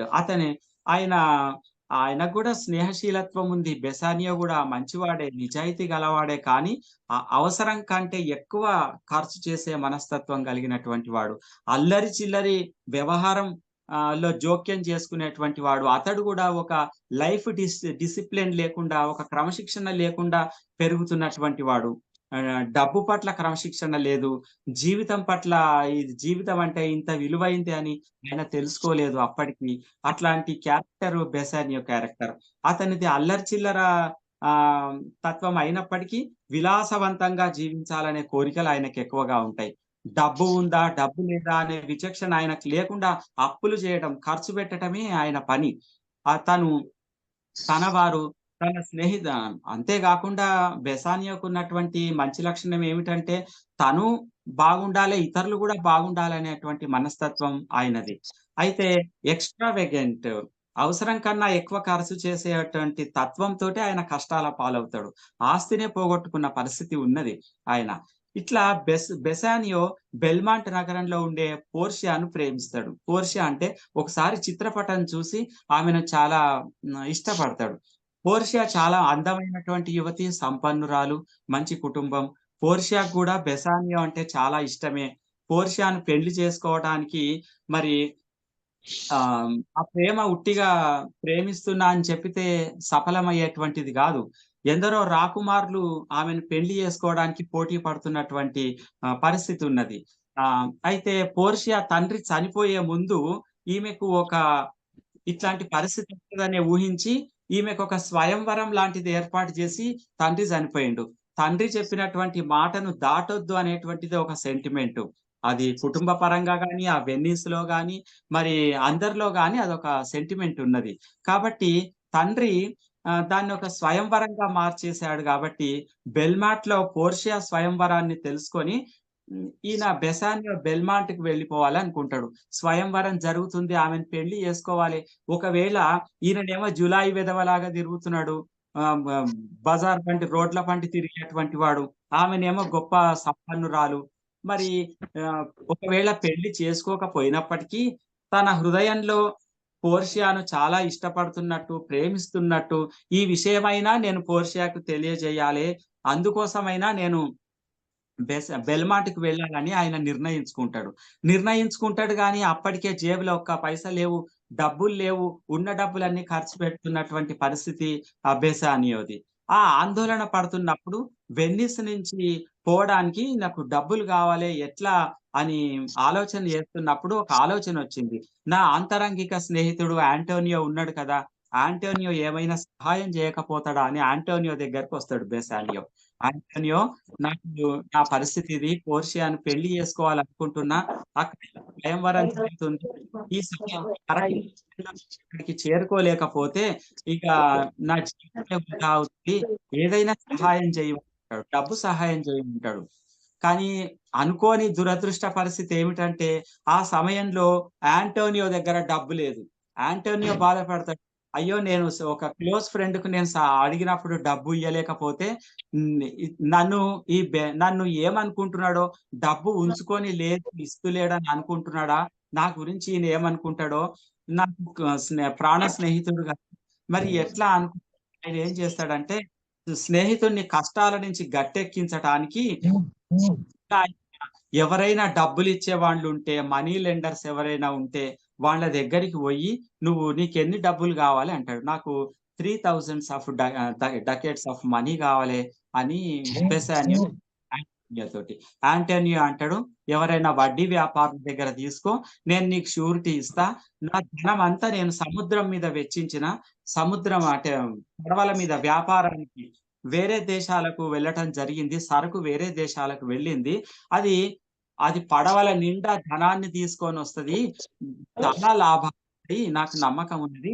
విపరీతమైన లాభాలొస్తాయి. ఆ లాభాలలో నీ 3000 ఆఫ్ డకేట్స్ ఏమాత్రం నేను ఆ అప్పు తీర్చుకుంటాను. ఇప్పటి కష్టాన్ని నుంచి గట్టెక్కటానికి ఎవరైనా మనీ లెండర్ దగ్గర నుంచి నువ్వు డబ్బు తీసుకో.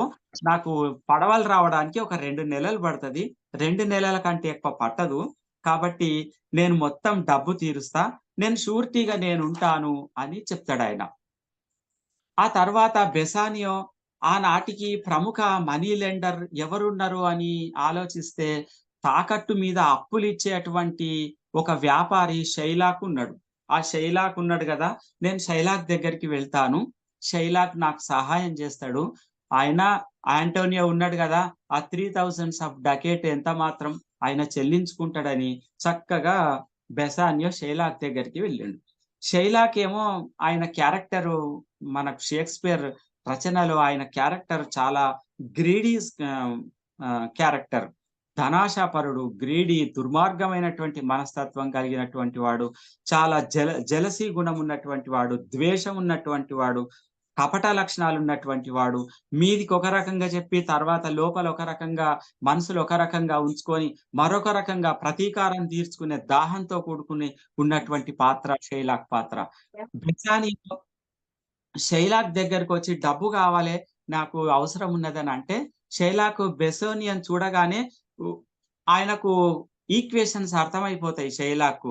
వీడు బెసానియో వచ్చిండు నా దగ్గరికి, యాంటోనియోకు స్నేహితుడు, ఏ విషయంలోనైనా నేను యాంటోనియోను పట్టుకోవచ్చు, సరే ఇది ఎంత దాకా వస్తుందో చూద్దామని కపటాన్ని మనసులో ఉంచుకొని, సరే యాంటోనియో స్నేహితుడు అని అనుకొని ఒక ఆట ఆడిద్దామని కూడా నిర్ణయించుకుంటాడు.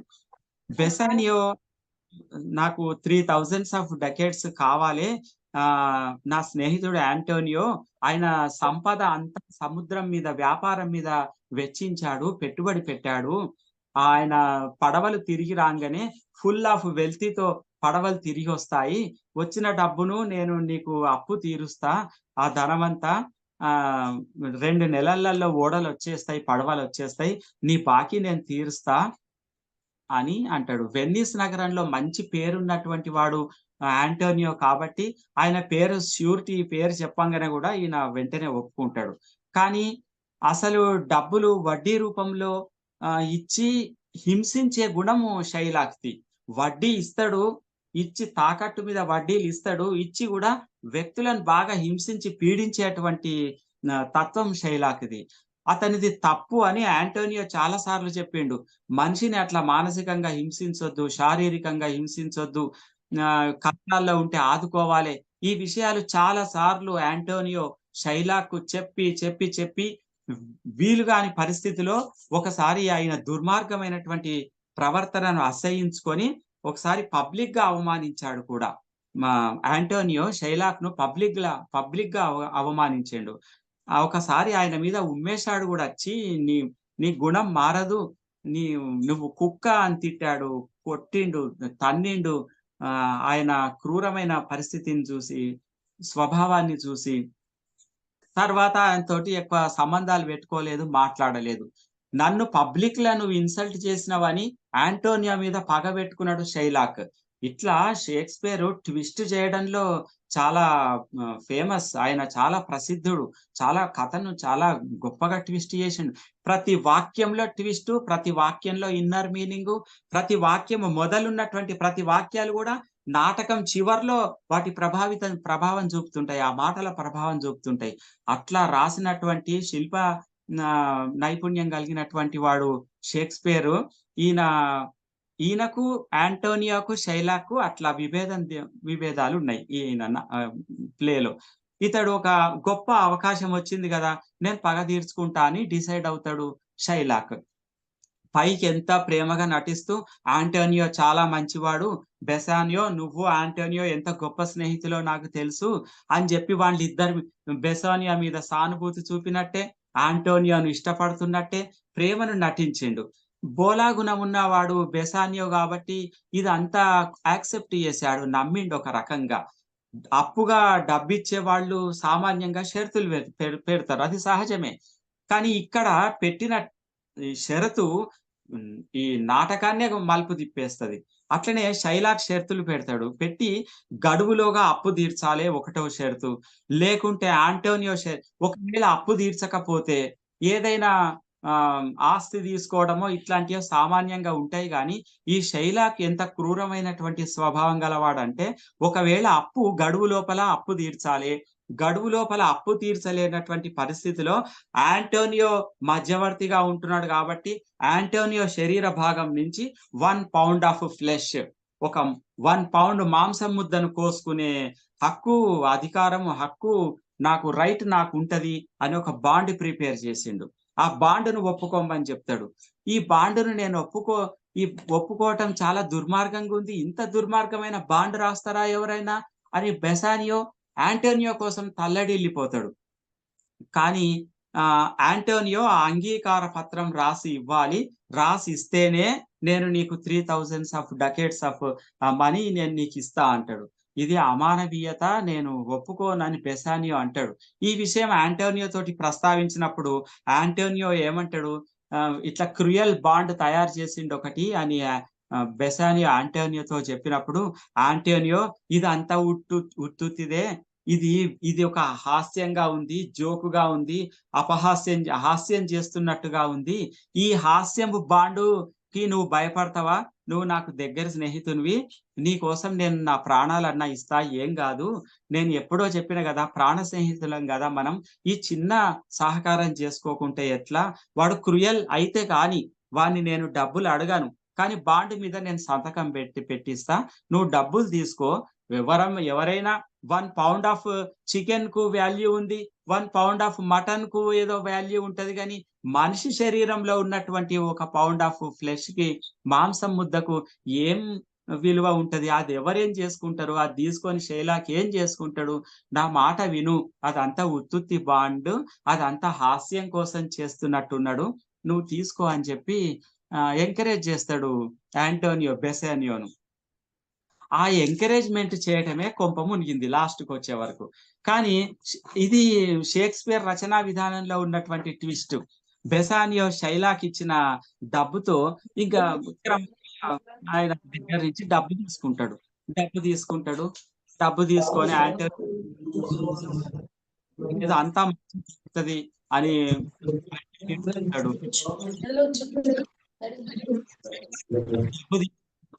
ఆయనకి ఇంకా స్నేహితులు బెసానియోకు అందరిని ఒక దగ్గర కూర్చోబెట్టి ఏర్పాటు చేస్తాడు. ఎప్పుడైనా కార్యం కోసం చెప్తున్నప్పుడు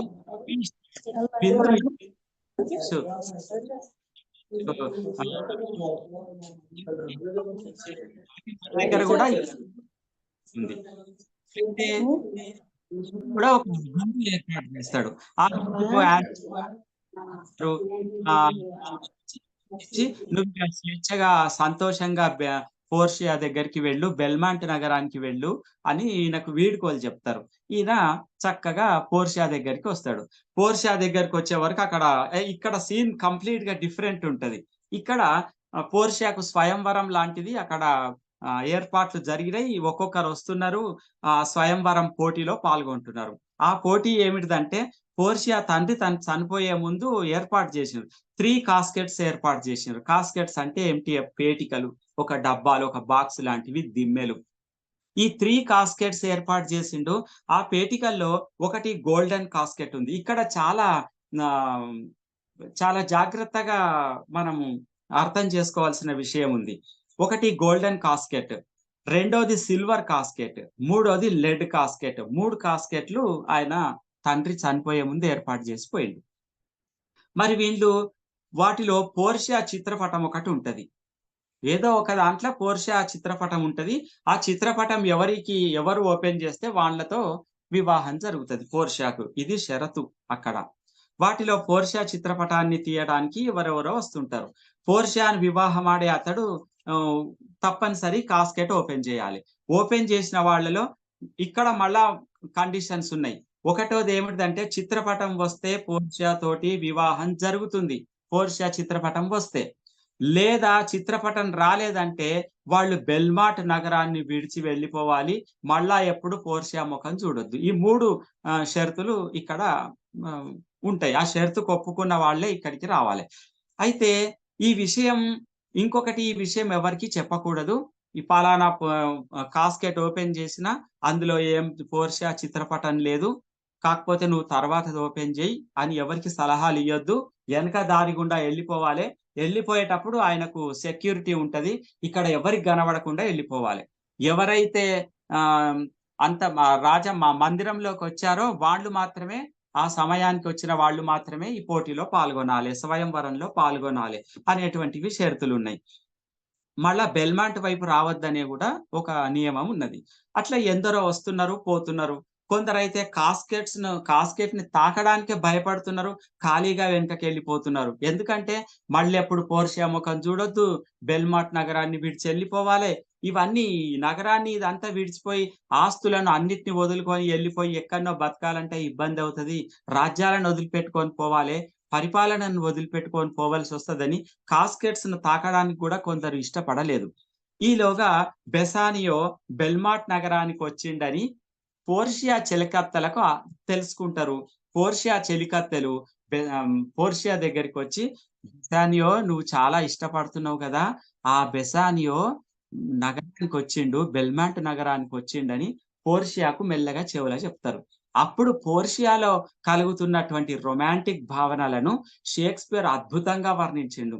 అసలు ఒక దగ్గర పోర్షియా ఎంత అందంగా ఉంటది అనే విషయాన్ని కూడా షేక్స్పియర్ వర్ణించిండు. కాల్పనిక యుగం యొక్క ప్రభావము, ఆ కాల్పనికత అంత గొప్పగా వర్ణించినటువంటి వాళ్ళు, వాళ్ళ ప్రభావమే కృష్ణ శాస్త్రి మీద ఇట్లాంటి వాటి మీద పడ్డదో ఏమో, దాన్ని వీళ్ళు అమలిన శృంగారంగా మార్చుకొని ఉంటారో ఏమో అని కూడా నాకు అప్పుడప్పుడు అనిపిస్తుంది.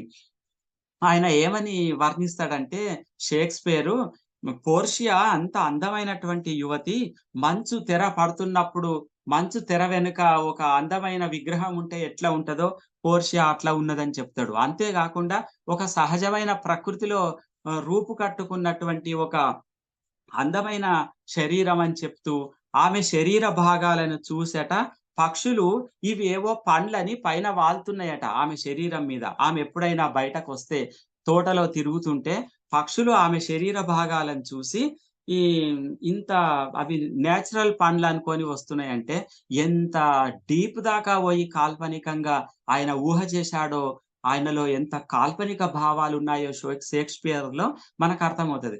అంతేకాకుండా రొమాంటిక్ భావనలను కూడా అంత బలంగా ఆయన వ్యక్తీకరించాడు. అట్లాంటి సందర్భాలు ప్రతి సీన్ లో మనకు కనిపిస్తాయి. అయితే పోర్షియా ఈ పరిస్థితిలో ఒక రకంగా బెసానియో తోటి ఉంటున్నట్టు ఊహించుకుంటూనే వెంటనే తనను తాను జలధరింపజేసుకొని ఆమెలో ఆందోళన మొదలవుతుంది. ఒకవేళ నేను బెసానియోను మిస్ అయితే నా జీవితం ఏమిటి? మొత్తం నిస్సారంగా ఎక్కడలో ఎండిపోయిన తీగలాగా నేను బతకవలసి వస్తుంది. ఆశలన్నిటినీ మనసునంతటిని చంపుకొని బతకవలసి, జీవితాంతం భరించవలసి వస్తుంది. బెసానియో నిజంగా నా చిత్రపటాన్ని ఓపెన్ చేస్తే బాగుండే అని ఆమె నానా రకాలుగా అనుకుంటుంటది. చెలికత్తెలేమో ఆమెను ఓదారుస్తుంటారు, మంచే జరుగుతుందని చెప్తుంటారు, ఆలోచించొద్దని చెప్తుంటారు. అయితే ఇక్కడ ఇంకొక ముఖ్యమైన విషయం నేను చెప్పాలి. 3 కాస్కెట్లు ఉన్నాయి. ఒకటి గోల్డెన్ కాస్కెట్, రెండోది సిల్వర్ కాస్కెట్, మూడోది లెడ్ కాస్కెట్ అని చెప్పుకున్నప్పుడు గోల్డెన్ కాస్కెట్ మీద కొన్ని అక్షరాలు రాసి ఉంటాయి, ఒక స్వర్ణాక్షరాలు రాసి ఉంటాయి. నన్ను ఎంపిక చేసుకున్న వాళ్లకు ఎక్కువ మంది ఏది కోరుకుంటారో వాళ్ళకి అదే దొరుకుతుంది అని రాసి ఉంటది గోల్డెన్ కాస్కెట్ మీద. నన్ను ఎంపిక చేసుకుంటే ఎక్కువ మంది ఏం కోరుకుంటారో వాళ్ళకు కూడా అంతే దొరుకుతుంది అనేది ఒకటి. అదే తర్వాత సిల్వర్ కాస్కెట్ మీద ఒక వాక్యం ఉంది. నన్ను ఎంపిక చేసుకున్న వాళ్ళకి ఏది దక్కాలనో గదే దక్కుతది. ఏది మిగలాలనో అదే మిగులుతుంది అని రాసి ఉంటది. కానీ లెడ్ కాస్కెట్ మీదకొచ్చే వరకు అక్కడ ఒక వాక్యం రాసుంటది. నన్ను ఎంపిక చేసుకున్న వాళ్లకు తను సర్వస్వం కోల్పోవలసి ఉంటుంది అని రాసుంటది. ఈ చాలా మంది ఈమెను కాస్కెట్లు ఓపెన్ చేయడానికి వచ్చినప్పుడు ఈ 3 వాక్యాలను ఆలోచిస్తారు బాగా. అందరికీ దొరికేదే దొరుకుతది అని గోల్డెన్ మీద ఉంది. పోర్షియా కూడా సామాన్యురాలే. నాకేం దొరుకుతది? ఏం ఉండదు గావచ్చు. నేను ఆశించిన ఈ వెల్తీ అట్లాంటివి ఏమి ఉండవు గావచ్చు అని అనుకుంటారు. తను ఎక్కువ మంది కోరుకున్నదే ఉంటది గదా! అందులో నాకు స్పెషల్ ఏముంది? నేనెందుకు దీన్ని ఆమె అందం కోసమే నేను ఓపెన్ చేయాలా? ఇట్లా ఆలోచిస్తుంటారు. అట్లనే సిల్వర్ కాస్కెట్ గురించి, లెడ్ కాస్కెట్‌కొచ్చే వరకు సర్వం వదిలిపెట్టుకొని ఈమె కోసం అడుక్కునేవాడొచ్చినట్టు ఈమె దగ్గరికి ఎవరొచ్చి ఈమెతోటి అట్లా సన్యాసం తీసుకొనుంటారు అని అట్లా కొందరు ఆలోచిస్తారు. ఇట్లా ముగ్గురు ఇట్లా 3 కాస్కెట్‌ల కోసం ఎందరో వస్తుంటారు. అందులో మొట్టమొదలు వచ్చినటువంటి వాళ్ళు మొరాకో రాకుమారుడొస్తాడు. ఆయన ఇంత ఆయన 3 కాస్కెట్‌లను చూసి ఏది ఓపెన్ చేయాలి ఫస్టు అని ఆలోచిస్తాడు. అందులో ఈమె అంత అందగత్తె గదా! చాలా గొప్పనైన సంపన్నురాలు గదా! మీదికి వాక్యం అట్లనే ఉండి ఉంటది. కానీ తర్వాత అట్లా జరగదు గావచ్చు. గోల్డెన్ కాస్కెట్‌లో ఈమె తండ్రి గోల్డెన్ కాస్కెట్‌లోనే ఈమె ఫోటో పెట్టి ఉంటాడు. ఆమె అంత బంగారుమయం గాబట్టి అని మొరాకో రాకుమారుడు గోల్డెన్ కాస్కెట్ ఓపెన్ చేస్తాడు. గోల్డెన్ కాస్కెట్ ఓపెన్ చేస్తే అందులో చిత్రపటం లేదు. పోర్షియా చిత్రపటం లేదు. కానీ అందులో ఒక స్కల్ ఉంది. ఒక పుర్రె, కపాలం పుర్రె, ఒక స్కల్ అందులో ఉన్నది. మొఖం చాటేసుకొని ఎళ్ళిపోతాడాయన. ఆ పుర్రెతో పాటు దాని లోపల ఇంకొక వాక్యం రాసుంది పుర్రె చుట్టూ. మెరిసేదంతా బంగారం గాదు అని. అరే! బంగారమే మెరిసేది. ఈమె పోర్షియా అందమైన యువతి. కాబట్టి నేను ఊహించాను మెరిసేదంతా బంగారం కాదని. స్కల్ పటం వచ్చింది ఇందులో. కాబట్టి ఇంకా ఎవరికీ చెప్పకూడదని ముఖం చాటేసుకొని ఎళ్ళిపోతాడు. తర్వాత మారగాన్ యువరాజు వస్తాడు. మారగాన్ యువరాజు వచ్చి ఆయన గోల్డెన్ కాస్కెట్ అనేటువంటిదే ట్విస్టు. ఈ గోల్డెన్‌లా అందరూ ఇదే ఓపెన్ చేయబోతారు అని వాళ్ళ తండ్రి చిత్రపటం గోల్డెన్‌లో పెట్టి ఉండడు. సిల్వర్‌లో పెట్టి ఉండొచ్చు అని చెప్పి ఆయన సిల్వర్ కాస్కెట్ ఓపెన్ చేస్తాడు. సిల్వర్ కాస్కెట్ ఓపెన్ చేసిన తర్వాత అందులో ఒక పిచ్చివాని బొమ్మ, వెర్రివాని తల ఉంటది. బొమ్మ ఉంటది. తెలివిలేని వాళ్లకు కొదవలేదు ఈ దేశంలో అని రాసి ఉంటదక్కడ. ఆయన మనసులో చాలా సైలెన్స్‌గా ఇన్సల్ట్ అవుతాడు. ఇన్సల్ట్ అయ్యి ఆయన కూడా ముఖం చాటేసుకొని ఎళ్ళిపోతాడు. బెల్మాట్ నగరాన్ని వదిలిపోవాలి. ఈ విషయం మళ్ళా ఎవరికీ చెప్పొద్దు. మళ్ళా పోర్షియా వైపు తిరిగి చూడొద్దు. ఈ 3 రూల్స్ పాటించాలి, ఎళ్ళిపోవాలి. తర్వాత వెనుక ఉన్నది బెసానియో ఉన్నాడు. బెసానియో లైన్‌లో ఉంటాడు. బెసానియో వస్తున్నాడు అని చెలికత్తెలు చెప్తారు పోర్షియాకి. చెలికత్తెలు చెప్పంగానే తన తండ్రి నాకు ఎందుకింత అగ్ని పరీక్ష పెట్టాడా అని ఆమెలో ఉన్నటువంటి భావ పరంపరను అద్భుతంగా షేక్స్‌పియర్ ఇక్కడ వర్ణిస్తాడు. ఇంత అగ్ని పరీక్ష పెట్టాడా అని ఆమె కలత చెందుతుంది. ఒక్కొక్కసారి వరుడు ఒక్కొక్క రకంగా ఉన్నారు. కానీ బెసానియో చాలా మంచివాడు. సరైన కాస్కెట్ ఓపెన్ చేస్తే బాగుంటుండే అని ఆమె లోపల ఉన్నటువంటి భావం అదంతా. బెసానియో వచ్చి చూస్తాడు. బెసానియో ఈయన ఎట్లాగో అవారాగా తిరిగేవాడే బెసానియో కాబట్టి ఈ గోల్డెన్ కాస్కెట్ నాకెందుకు అనుకుంటాడు. లెడ్ కాస్కెట్ నాకెందుకు అంటాడు. ఈ సిల్వర్ కాస్కెట్ నాకెందుకు అనుకుంటాడు. చివరికి ఆయనకు కనిపించేది లెడ్ కాస్కెట్. లెడ్ కాస్కెట్ మీద అక్కడ అక్షరాలుంటాయి. పోర్షియాని ఎవరైతే కోరుకుంటారో ప్రేమ కోసం సర్వస్వం వదులుకోవాలి అట్లాంటి వాళ్ళు ఓపెన్ చేయాలి ఈ కాస్కెట్ అని దాని మీద రాసి ఉంటది. అయితే బెసానియో అనుకుంటాడు నాకు పోర్షియా కావాలి. ఆమె సంపన్నురాలే కావచ్చు. కానీ నాకు తోడు కావాలి. పోర్షియా కావాలి. నాకు నిజమైన ఆమె ప్రేమ కావాలి. తప్ప నాకు ఏం అవసరం లేదు. నాకేం కావాలి ఇంతకంటే ఎక్కువ. ఇప్పుడు రోజులు గడుస్తులేవా? ఇట్లనే ముందు రోజులు గడుస్తాయి తప్ప నాకేం ఇబ్బంది ఉంటది. కనుక నేను లెడ్ కాస్కెట్‌ని ఓపెన్ చేస్తా అని ఆయన లెడ్ కాస్కెట్‌ని ఓపెన్ చేస్తాడు. లెడ్ కాస్కెట్‌ని ఓపెన్ చేయంగానే అందులో పోర్షియా చిత్రపటం ఉంటది. పోర్షియా బెసానియో హృదయాలు కలిసినందుకు ఎంతో ఆనందపడుతుంది. వెంటనే ఆమె ఆనందం తట్టుకోలేక ఒక ప్రేమ ఉంగరాన్ని తెచ్చి బెసానియోకు తొడుగుతది. ఎక్కడ ఆలస్యం చేస్తే మళ్ళా ఏమైనా రూల్స్, మళ్ళా ఏమైనా కండిషన్స్ వచ్చి మళ్ళా ఇద్దరిని వేరే పరిస్థితులు ఉంటాయో, పరిస్థితులు ఎట్లా మారతాయో అని కూడా ఆమె అనుకుంటది కావచ్చు. అయితే ఒక ఉంగరాన్ని తెచ్చి వేలుకు దొరుకుతది. తర్వాత చర్చికి పోయి వివాహం చేసుకుంటారు. అంతా హ్యాపీగా ఉంటారు, సంతోషంగా ఉంటది. అయితే షేక్స్పియర్ రొమాంటిక్ సన్నివేశాలు అన్నీ ఇక్కడ మనకు కనిపిస్తాయి. మలుపులను తిప్పుతూ ఉన్నట్టు, సంఘర్షణను కల్పిస్తూనే, మానవీయ కోణాన్ని చాటుతూనే నాటకమంతా విస్తరించినట్టు ఇక్కడ మాత్రం కేంద్ర బిందువై మనకు షేక్స్పియర్ కనిపిస్తాడు. ఇదే పరిస్థితిలో గ్రేషియానో ఒక ఆయన ఏం చేస్తాడంటే పోర్షియా దగ్గర ఉండే చెలికత్తెను ప్రేమిస్తాడు. ఆమెను గ్రేషియానో పెళ్లి చేసుకుంటా అంటే మనసులో ఉన్న మాటని ఇన్ని రోజులు చెప్పడానికి భయపడ్డ వీళ్ళిద్దరు కూడా పోర్షియాకు మెల్లగా చెప్తారు. చెప్తే ఈమె సేవకురాలు, పోర్షియా సేవకురాలకి కూడా అదే చర్చిలో వివాహం అయ్యేటట్టు రెండు జంటల వివాహాలు ఒకసారి అయిపోతాయి, అంతా అయిపోతది. కానీ షేక్స్పియర్ ఇక్కడ ఇచ్చినటువంటి మనకు ఘర్షణాత్మకమైనటువంటి ఒక సంఘర్షణను ఏర్పాటు చేసింది ఏమిటంటే, షేక్స్పియర్ పోర్షియాకి ఒక ఉంగరం తొడగటం, అదే విధంగా బెసానియో వేలికి ఉంగరం తొడిగి ఇది ఎప్పుడు తీయొద్దు సుమా ఈ ఉంగరం, ఒకవేళ ఈ ఉంగరం తీసినవనుకో నా మీద నీకు ప్రేమ లేనట్టే, నువ్వు నాకు లేవు నేను నీకు లేను అనుకున్నప్పుడు మాత్రమే ఉంగరం తీయాలి, ప్రేమ ఉంటే మాత్రం ఇది ఎప్పుడు తీయొద్దు అని చెప్పి హెచ్చరిస్తది. ఆ హెచ్చరికనే ఒక హాస్యాస్పదంగా ఉంటది. ఎందుకంటే చివర్లో ఆయన ఉంగరం తీయవలసినటువంటి పరిస్థితులు ఏర్పడతాయి. ఆ పరిస్థితిని ఇప్పుడే ఆయన ఇక్కడ ట్రేస్ చేసి పోర్షియా నోటితోటి చెప్పిపిస్తాడు, ఉంగరం తీయొద్దు అని చెప్పిపిస్తాడు. అది నాటక శిల్ప నిర్మాణంలో ఇవన్నీ విన్యాసాలుగా మనకు అర్థమవుతుంటాయి. నా మీద ప్రేమ లేనట్టే అంటే ఇక చాలా భయంతో ఉంటాడు బెసానియో కూడా.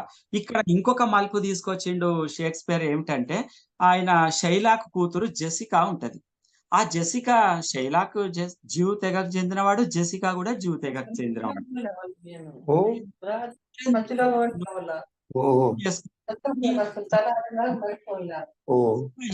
ఇప్పుడు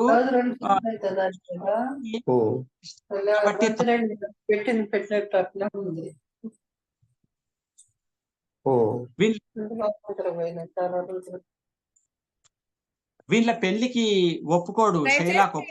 అందరూ మ్యూట్ లోకి రండి. మిగతా వాళ్ళు వక్త బెల్లంకొండ సంపత్ కుమార్ తప్ప మిగతా అందరూ కూడా దయచేసి మ్యూట్ చేసుకోండి, డిస్టర్బెన్స్ గా ఉంది. సరే మేడం. షైలాక్ కూతురు జెసికా లారెంజోను ప్రేమిస్తది. లారెంజో ఈయననేమో క్రిస్టియన్ తెగకు చెందినటువంటి వాడు, ఆమెనేమో జ్యూ తెగకు చెందినటువంటిది. కాబట్టి వీళ్ళిద్దరు పెళ్లికి షైలాక్ అసలే ఒప్పుకోడు. అసలు ఒప్పుకోను, ప్రాణాలు పోయినా ఒప్పుకోను అంటాడు. అప్పుడు జెసికా ఏం చేస్తది, షైలాక్ ఇంట్లో నుంచి డబ్బును, నగలను, బట్టలను అన్ని తీసుకుని చెప్పా పెట్టకుండా వచ్చేస్తది. ఈయనను తీసుకొని ఇక్కడికి వస్తది, ఈ ప్లేస్ కి వస్తది, పోర్షియా పెళ్లికి వస్తది. పోర్షియా పెళ్లికి వచ్చినప్పుడు వస్తూ వీళ్ళకు దారిలో ఒక పిడుగు లాంటి వార్త తెలుస్తది, ఒక భయంకరమైనటువంటి వార్త తెలుస్తది. ఆ వార్తను హృదయ భారంగా మోసుకొని వస్తారు ఇక్కడికి. వచ్చి ఆ వార్త ఏమిటో కాదు, ఇందాక బెసానియో షైలాక్ దగ్గర 3000 డకెట్స్ రూపీస్ అప్పు తీసుకున్నాడు తాకట్టు మీద. ఆంటోనియో పడవ మీద వ్యాపారం మీద వచ్చిన డబ్బులు రాగానే ఇస్తానని ఒప్పుకున్నాడు. కానీ ఆ పడవలన్నీ సముద్రంలో మునిగిపోయాయి. ఇక డబ్బు వచ్చే పరిస్థితి లేదు. ఈ పరిస్థితితోటి ఆంటోనియో కూడా బజార్లో పడవలసిందే, అంత సంపన్నుడు కూడా బజార్లో పడవలసిందే. ఆయన దగ్గర ఇక వెళ్తి డబ్బులున్న పరిస్థితి కూడా లేదు. ఈ విషాదమైనటువంటి వార్తను మోసుకొని వచ్చింది ఇక్కడికి.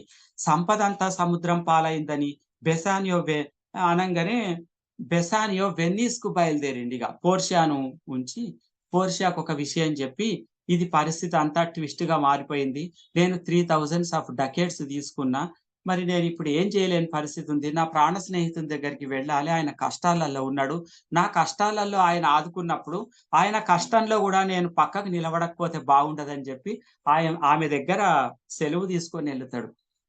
మరో దిక్కు షైలాక్ కూతురు పారిపోయి వచ్చింది కాబట్టి ఆమె తండ్రి కూతురు పారిపోయిందని బాధ కంటే my jewels, my gold, my valuable clothes, నా వెల్తీ అంతా తీసుకొని పోయిందని ఆ గుండెలు బాదుకుంటూ ఏడుస్తుంటాడు ఆయన. కూతురు పోయిందనే విషయం కాదు, డబ్బు పోయిందనే విషయం.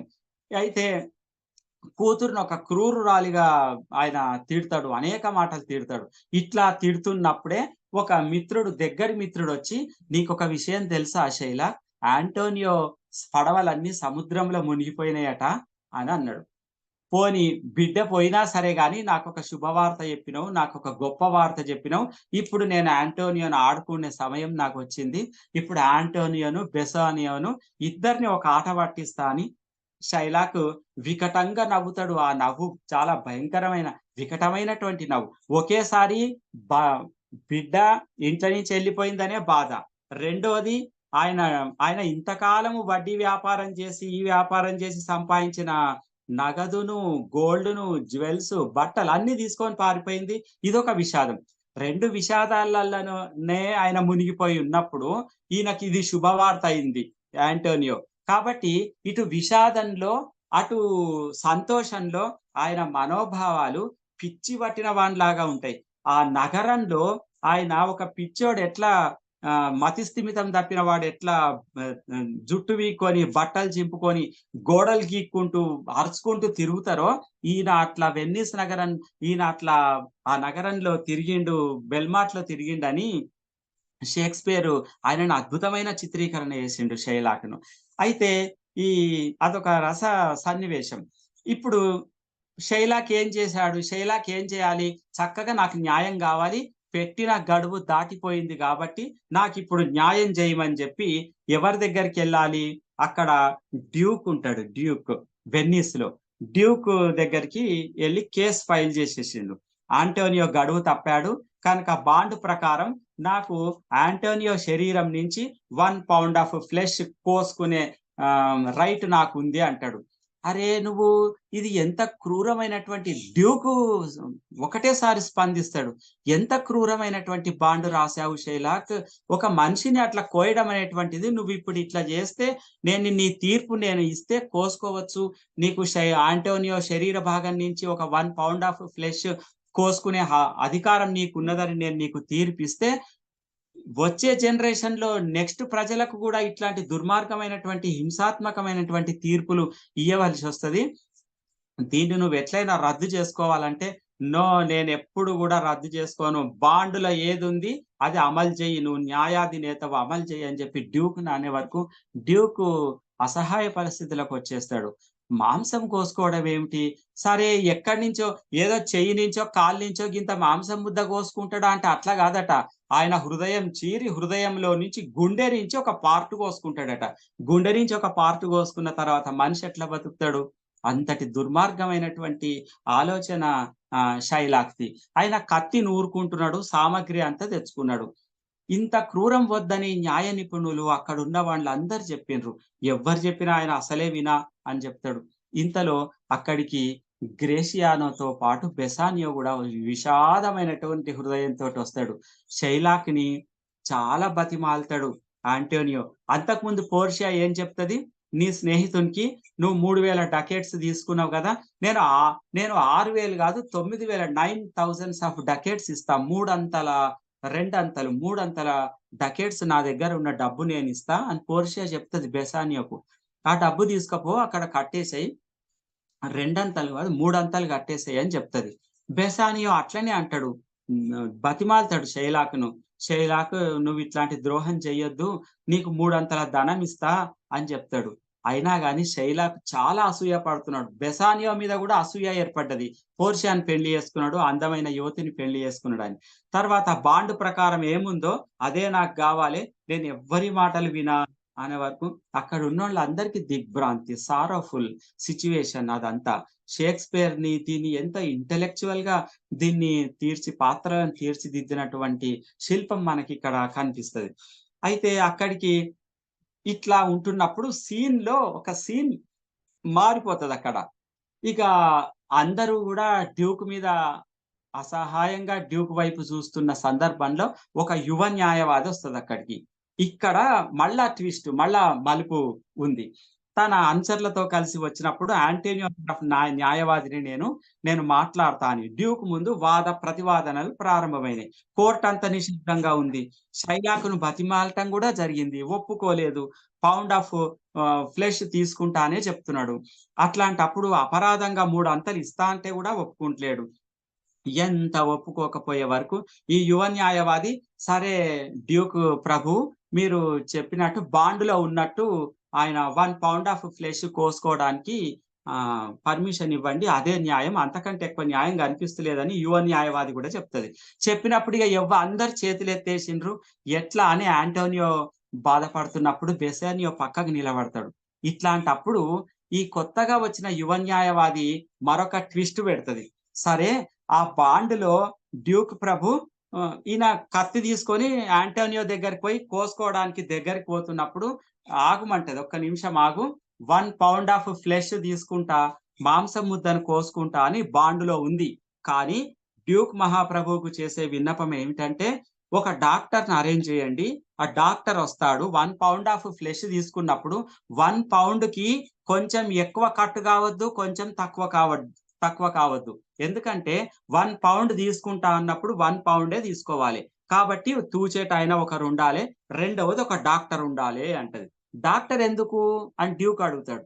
అంటే చెప్తది ఈ యువ న్యాయవాది ఏమని చెప్తాడంటే, 1 పౌండ్ ఆఫ్ ఫ్లెష్ తీసుకోవచ్చు కానీ 1 డ్రాప్ ఆఫ్ బ్లడ్ కూడా బయటకు రావద్దు, కింద కారద్దు, లాస్ కావద్దు మా యాంటోనియో. ఎందుకంటే 1 పౌండ్ 1 డ్రాప్ రక్తం చుక్క కారటము, దాన్ని తీసుకోవటం విషయంలో బాండులో ఎక్కడ రాసలేదు. కాబట్టి కరెక్ట్ 1 పౌండ్ కట్ చేయాలి, ఒకటోది. రెండోది 1 చుక్క రక్తం కూడా రాకూడదు. మూడోది ఇది మాత్రం మీరు ఫెయిల్ అయితే, ఇట్లా చేయడంలో ఫెయిల్ అయితే మాత్రం షైలాక్ ఉన్న ఆస్తి మొత్తం కోర్టు జప్తు చేసుకోవాలి. ఇది మూడవది అని చెప్పి ఈ యువ న్యాయవాది ప్రతిపాదన పెడుతుంది. ఈయనకు డ్యూక్ మహాప్రభువుకు కరెక్ట్ అనిపిస్తుంది.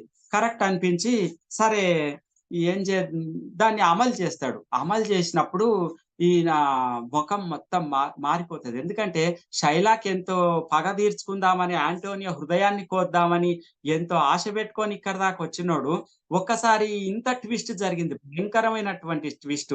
1 మాంసం ముద్ద కోస్తే పౌండ్ కంటే ఎక్కువ రావచ్చు, తక్కువ రావచ్చు, అట్లా రావద్దు. అందులో లేదు, బాండులో ఈ విషయాలు లేవు. 1 చుక్క రక్తం బొట్టు కూడా కారొద్దు. అది షైలాకు ప్రాణానికి హాని కలగొద్దు. ప్రాణహాని అనే విషయం బాండులో లేదు. కాబట్టి డాక్టర్ని అరేంజ్ చేయమని యువ న్యాయవాది చెప్పింది. డ్యూక్ సమర్థించే వరకు షైలాకు దిక్కు తోచలేదు. ఇక్కడనే అనేక దూషణలు చేయటము, ప్రతీకారంగా మాట్లాడటము, వెర్రివాని వలె, మతి స్థిమితం తప్పిన వాని వలె ప్రవర్తించటం, అదంతా కోర్టులో జరుగుతుంది. డ్యూకు తర్వాత ఒక కాళ్ళబేరానికి వస్తాడు. షైలాక్ వచ్చి, డ్యూక్ మహాప్రభు నాకు 6,000 తీసుకున్నది 3,000 డకెట్సే, 3 అంతల ధనం ఇస్తానని ఒప్పుకున్నారు కదా, అది ఇప్పించండి మహాప్రభు చాలు అంటాడు షైలాక్. అంటే డ్యూక్ అంటాడు, ఆఫర్ ఇచ్చినప్పుడు అప్పుడు తీసుకోవాల్సిందే, అప్పుడు నువ్వు నిరాకరించినావు, ఇప్పుడు నీకు రైట్ లేదని చెప్తాడు. కాబట్టి నువ్వు ఈ బాండ్ను అమలు పరచలేకపోతున్నప్పుడు వెన్నీస్ కి కొన్ని చట్టాలు, ఒక న్యాయం ఉంది, చట్టాలు ఉన్నాయి, పద్ధతి ఉంది. ఈ వెన్నీస్ చట్టాల ప్రకారంగా ఏదైతే అమలు చేయలేని పరిస్థితిలో నువ్వు ఉన్నావో, ఆ పరిస్థితిలో నీ ఆస్తి జప్తు చేసుకునేటువంటి రైట్ మా కోర్టుకు, డ్యూకు ఉంది. నీ ఆస్తులు కూడా జప్తు చేస్తున్నా, నీకు మరణదండన విధిస్తున్నా అని ప్రకటిస్తాడు డ్యూకు. ఇదేంది, ఒకటి అనుకుంటే ఒకటి అయిపోయింది. షైలాక్ మరణదండన, వీడు ఎప్పుడు ఊహించలేదు షైలాక్ తనకు మరణదండన పడుతుందని. ఏదో యాంటోనియో మీద పగ తీసుకుంటా 1 పౌండ్ ఆఫ్ ఫ్లెష్ కట్ చేసుకుంటా అని అనుకున్నాడు తప్ప ఎప్పుడు కానీ మరణదండన పడుతుందని ఎప్పుడు అనుకోలేదు. దండనకు ఆస్తికి ఒక్కసారి ఉలిక్కి పడిపోయి కాళ్ళబేరానికి వస్తున్న సందర్భంలో యాంటోనియో ఇప్పుడు మాట్లాడాలి. యాంటోనియో ఏదైనా మెర్సీ చూపిస్తే, దయ చూపిస్తే ఏమైనా నీకు అవకాశం ఉంటదని డ్యూక్ ఒక సవరణ చేసిండు. అప్పుడు యాంటోనియో కలిగించుకొని, నాకు డ్యూక్ మహాప్రభు ఇది యాంటోనియోకు శిక్ష ఇచ్చారు, మరణదండనను రద్దు చేయండి, నేను మిమ్మల్ని ప్రార్థించుకుంటున్నాను.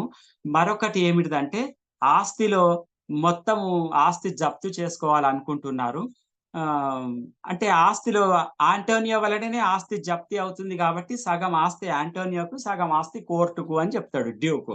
అయితే నాకిచ్చే ఆస్తి కూడా షైలాక్ ఆస్తి నాకేమొద్దు. ఆయన మరణదండనను రద్దు చేయండి. ఆయనకు సగం ఆస్తి కోర్టు జప్తు చేసుకోవాలని న్యాయమే. సగం ఆస్తి మాత్రం ఆయన వద్దనే ఉండని. ఆయన మరణానంతరం తన బిడ్డ, అల్లుడు ఇంట్ల నుంచి పారిపోయి బీదరికమైన పరిస్థితిలో జీవిస్తున్నారు. తన ఆస్తి బిడ్డకు, అల్లునికి చెందేటట్టు తీర్పును సవరించండి అని ప్రార్థించుకుంటాడు ఆంటోనియో. ఇట్లా ఆస్తి విషయంలో కూడా వచ్చిన తర్వాత ఇక ఇప్పుడు బెసానియో అంటే బెసానియో ఇంత ట్విస్ట్ పెట్టింది యువ లాయర్ వచ్చిన తర్వాతనే ఇంత ట్విస్ట్ జరిగింది. ఇంత గొప్పగా ఇంత స్పార్క్ ఇచ్చిన ఈ యువ లాయర్ ఎవరో అని చెప్పి న్యాయం అమలవుతున్న దశలో యువ లాయర్ దగ్గరికి బెసానియో వచ్చి, మీ మేలును ఎప్పుడు మర్చిపోలేను. ఇంతకు మీరెవరు? ఎక్కడి నుంచి వచ్చారు? మా కోసం వాదించడానికి మీరు ఇంత రిస్క్ ఎందుకు తీసుకున్నారని బెసానియో అడిగితే ఆ యువ లాయర్ నవ్వుకుంటూ నవ్వుతది. మీకేమైనా మా కృతజ్ఞత తీర్చుకోవాలనుకుంటున్నా, ఏమైనా మీకు ఇస్తాను స్వీకరించండి. గిఫ్ట్‌గా ఇస్తాను స్వీకరించండి అంటే, మీరు నాకేమి ఇచ్చే అవసరం లేదు. మీరు మంచిగుండండి చాలు. మీరుండడమే నాకు ప్రేమ, నా ఇష్టం గూడా. మీరు మంచిగుండటం అంటే, లేదు లేదు ఏమైనా ఇస్తా అని బెసానియో అంటాడు. నాకు ఫీజు రూపంలో ఏమిస్తావు? నాకిచ్చే అంత సంపన్నులు మీరు కారు అని గూడా యువ లాయర్ చెప్పినా వినడు. ఇస్తా అని అంటాడు.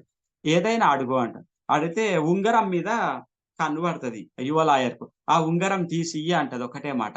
ఆ ఉంగరం అంటే ఇగ మళ్ళా ఇక్కడ వ్యంగ్యము, ఇక్కడ హాస్యం. ఎందుకంటే పోర్షియా పెన్‌లో తొడిగిన ఉంగరం అది. ఆ ఉంగరం నేను తీసిస్తే ఇగ నీకు నేను లేను, నాకు నువ్వు లేవు అన్నప్పుడు మాత్రమే ఉంగరం తీయాలే అని చెప్పింది. కానీ అంత కఠినమైన ఆహ్, అంత కఠినమైనటువంటి హృదయాలు వీళ్ళెవరివి కావు.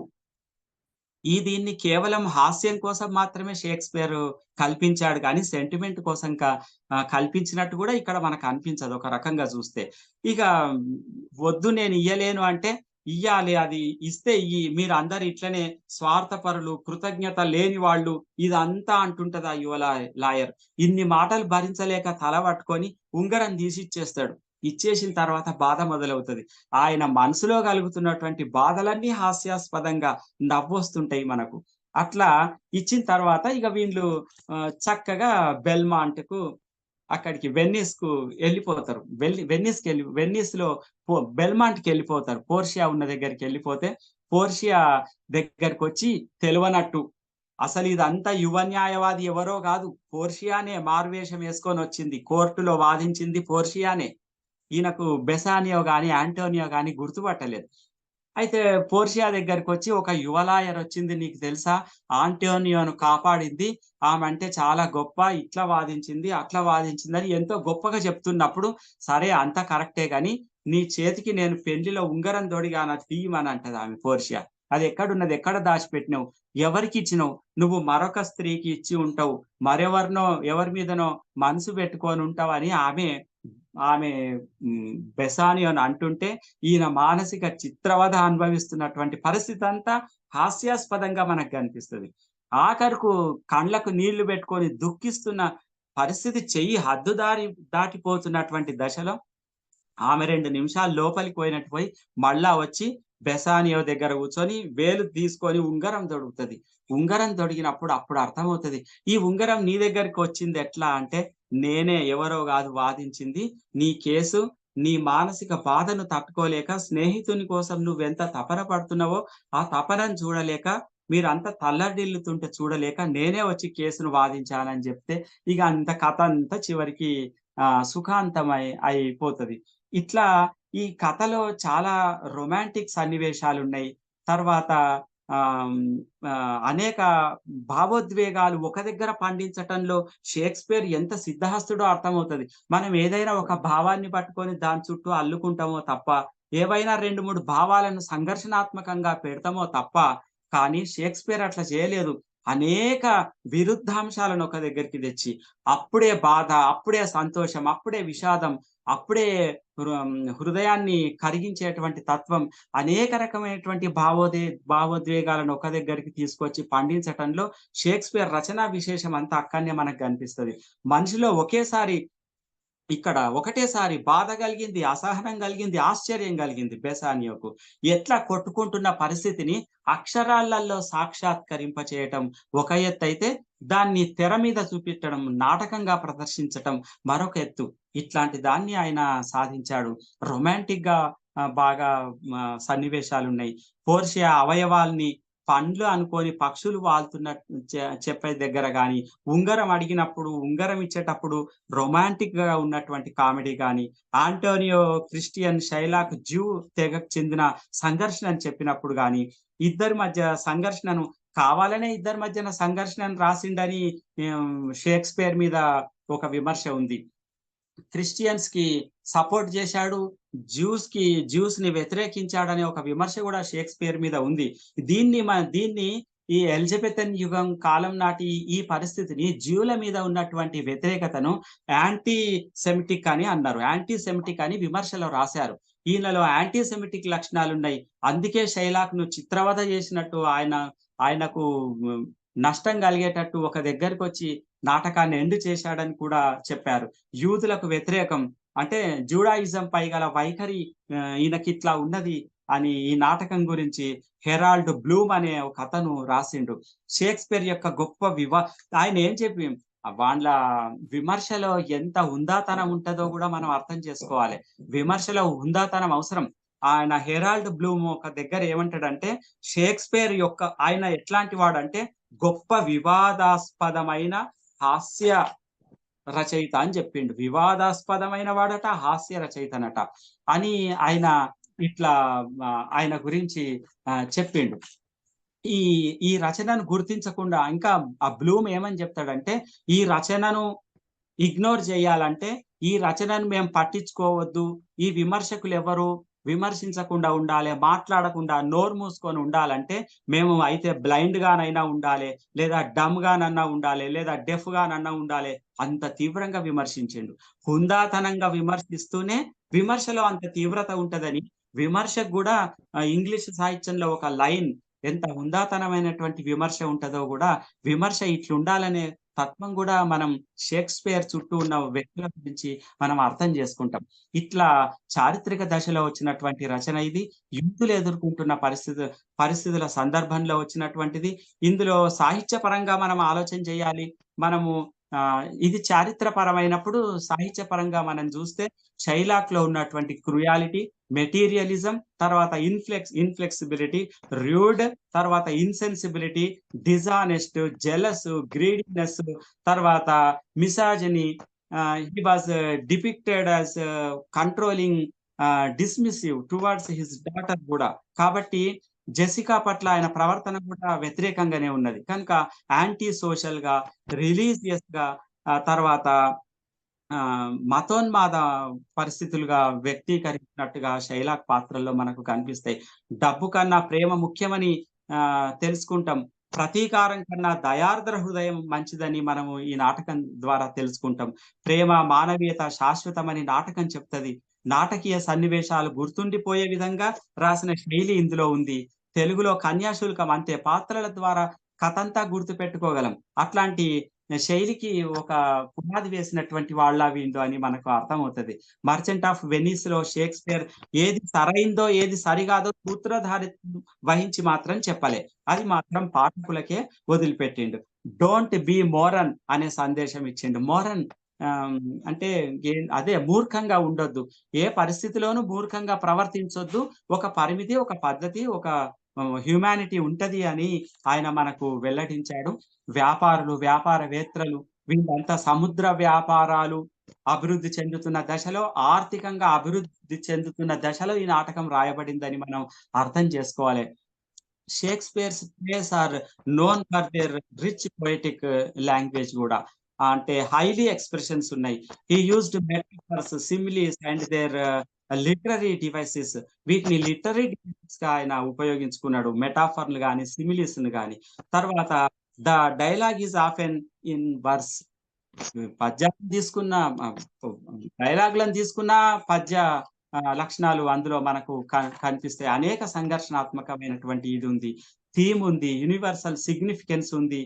ఇందులో 3 గమనించదగిన విషయాలలో ఒకటి ట్రాజిడీస్, కామెడీస్, తర్వాత చారిత్రాత్మకమైనటువంటి అంశాలు. అట్లా ఈయన నాటకంలో స్వాగతాత్మకమైన కథనం కూడా ఉంటది, నాటకీయత ఉన్నది, హాస్యం ఉన్నది, వ్యంగ్యం ఉన్నాయి. చిరస్మరణీయమైనటువంటి పాత్రలు ఇంగ్లీష్ సాహిత్యంలో ఈ విధంగా నిలిచి ఉన్నాయి. ఆ నాటకంలోంచి ఎన్నో ఉల్లేఖాలు వ్యక్తుల క్యారెక్టర్స్ కూడా వ్యవహారంలోకి వచ్చినాయి. ఇవాళ కూడా ఎవరైనా గ్రీడీగా ఉంటే, ఇవాళ కూడా ఎవరైనా అసూయాపరులు ఉంటే వీడు షైలాక్ అని మనం చెప్పుకునే సందర్భం కూడా మేధావులలో ఉన్నది. అట్లా గిరీశం పాత్రను, అట్లాంటి పాత్రలను మనం ఎట్లయితే చెప్పుకుంటామో అట్లా కూడా ఇంట్లో ఇంగ్లీష్ లో మర్చెంట్ ఆఫ్ వెనిస్ లో ఈ పాత్రలు జన వ్యవహారంలో ఉన్నాయి. తర్వాత రచయితలకు, కవులకు, రచయితలకు ఈయన మార్గదర్శకుడు అయ్యాడు ఇంత గొప్ప రచన చేసి. ఇంకా తరచి చూస్తే అర్థమయ్యేటువంటి 3 విషయాలు ఫైనల్ గా నేను అనుకున్నాను.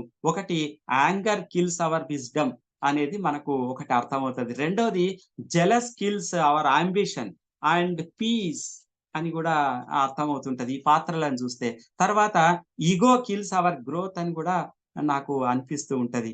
100 సంవత్సరాలైనా ఈ నాటకం ఇంకా చదివిస్తున్నదంటే అందులో ఉన్నటువంటి భాషా గొప్పతనం, మలుపులు తిప్పే రచనా శైలి, హాస్యం, వ్యంగ్యం, చారిత్రాత్మకమైనటువంటి దశ వీటికి కారణాలు అవుతాయి. అదే విధంగా ఇంతటి ఈ 4 మాటలు మీతో షేర్ చేసుకునే అవకాశం ఇచ్చిన తెలుగు సాహితీవనం వారికి, అట్నే ఏనుగు నరసింహారెడ్డి సార్కి, సభలో పాల్గొన్న మంచి సాహితీపరులందరికీ నమస్కారాలు తెలియజేస్తూ ముగిస్తాను. కృతజ్ఞతలు. హృదయపూర్వక ధన్యవాదాలు సార్.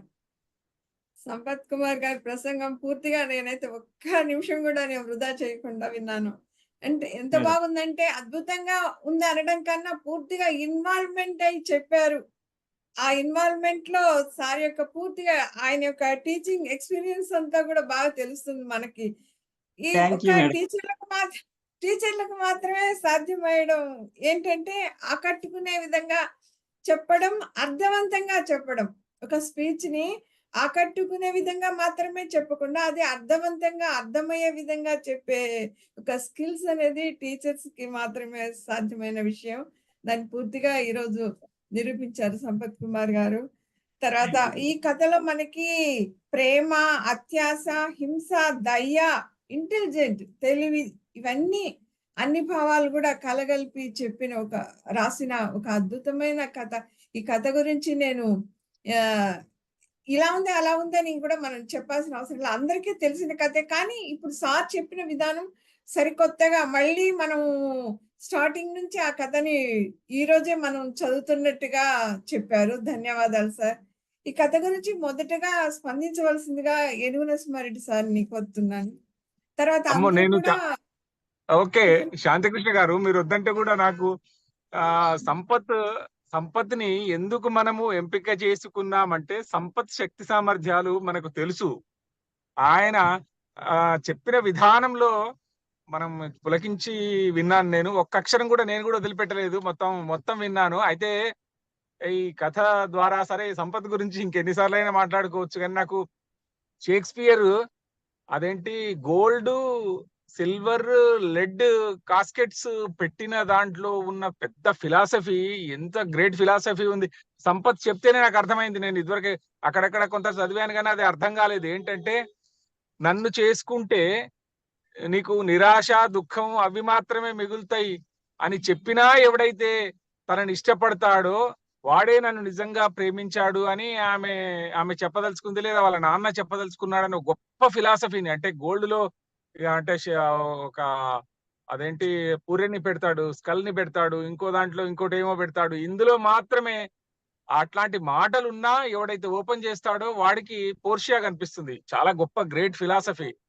తర్వాత నేను అనుకున్నది ఏంటంటే, డ్యూక్ ముందు ఆర్గ్యుమెంట్స్ లో గొప్ప ఫిలాసఫీ ఉండే, దానికంటే పెద్ద ఫిలాసఫీ ఇక్కడ ఉంది. చాలా అద్భుతంగా అసలు నిజానికి ఎన్ని డైమెన్షన్స్ ఉన్నాయి, ఎంత లోతైన కథ, ఎంత చారిత్రాత్మకమైన, అంటే ఆ కాలానికి విక్టోరియన్ పీరియడ్ లో ఉన్నటువంటి ఇదేంటి వ్యాపారవేత్తల్లో ఉండే స్వార్థాన్ని చెప్పడం కోసం అడ్డంగా పెట్టుకుని మొత్తం లోకాన్ని వ్యాఖ్యానించాడు. వండర్ఫుల్ పుస్తకాన్ని మరింత వండర్ఫుల్ గా చెప్పిన సంపత్ కు నేను థ్యాంక్స్ చెప్తున్నా. ఎందుకంటే ఎక్కువ టైం తీసుకోకూడదు, ఎందుకంటే స్టార్టింగ్ లో మాట్లాడాను నేను, మళ్ళీ ఎండింగ్ లో మాట్లాడుతున్నా.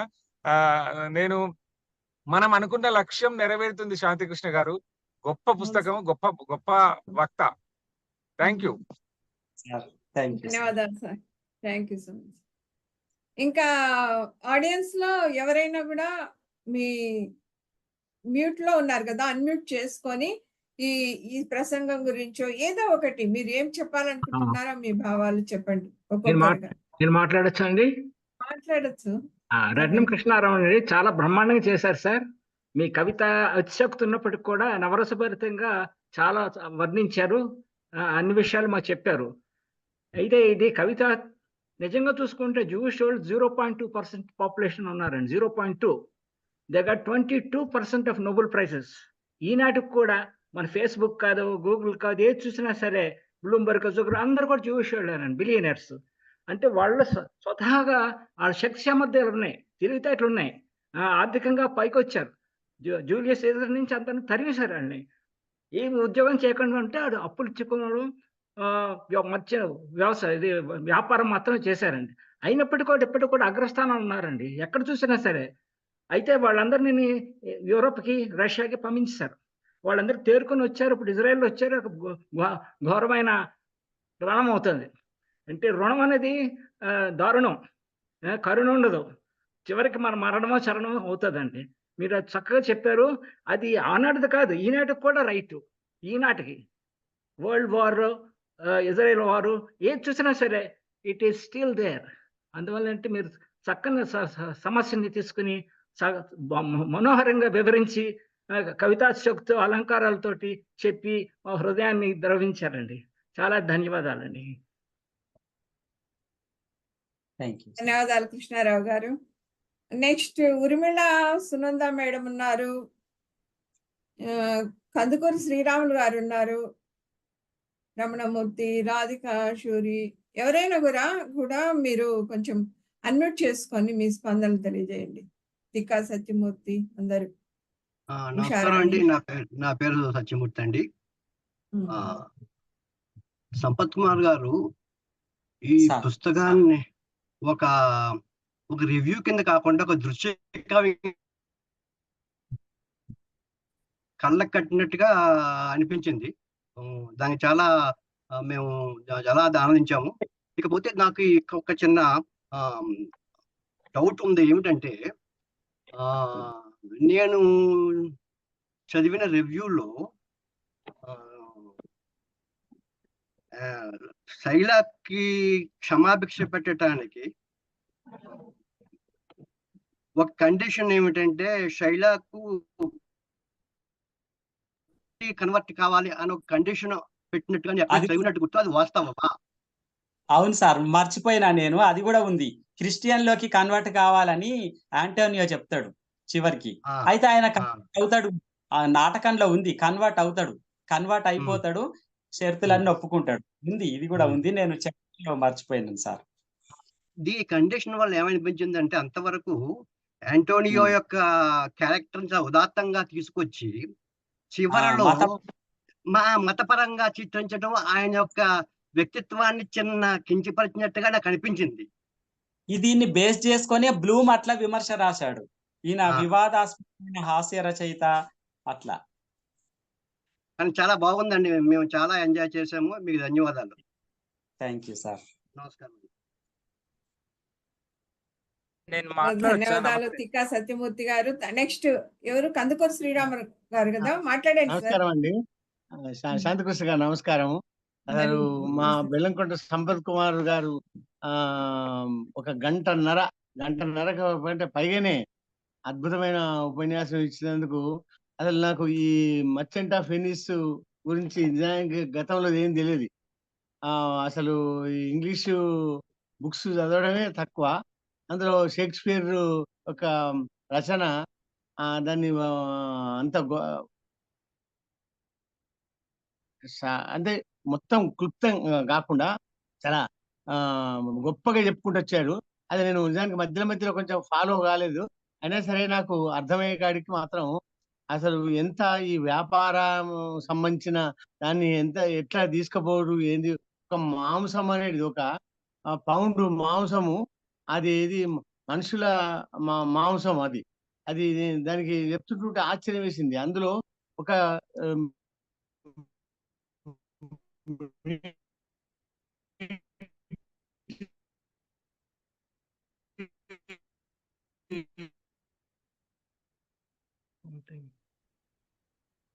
ఆడియో వినిపించడం లేదు సార్ శ్రీరాములు గారు. రక్త బొట్టు పడకుండా కాకుండా తీయడం ఎప్పుడు చేశారు. చాలా హలో హలో వినిపిస్తుంది. చాలా చాలా గొప్పగా చెప్పాను మేడం. చాలా సంతోషం. మాకు చాలా అభినందించాల్సిన ప్రసంగము శాంతికృష్ణ గారు. చాలా గొప్పగా ఉంది. దానికి నేను చెప్పలేకపోతున్నా. నాకు ఏం తెలియదు కాబట్టి ఆ ఇంగ్లీష్ వాటి గురించి ఎక్కువ నేను స్టడీ చేయలేదు, అది తెలియదు కాబట్టి నాకు ఇది మొత్తం కూలంకషంగా నేను విన్నా. మధ్యలో కొంచెం డిస్టర్బ్ అయినా కానీ చాలా గొప్పగా చెప్పారు. అది అసలు చదవాలని, ఇప్పుడు మర్చెంట్ వెనీస్ చదవాలనే ఒక కుతూహలం మాత్రం కలుగుతుంది దీన్ని బట్టి. చాలా చాలా ధన్యవాదాలు, అభినందనలు. థ్యాంక్స్ అండి. ధన్యవాదాలు sir. Thank you so much. Next ఎవరు? నమస్తే మేడం, నా పేరు రాధికా సూర్య అండి. మేడం నేను బయట ఉన్నాను, నేను ఓన్లీ ఆడియో చెప్తాను. అందరికీ నమస్కారం అండి. షేక్స్పియర్ గారి గురించి సంపత్ కుమార్ గారు చాలా చక్కగా వివరించారు.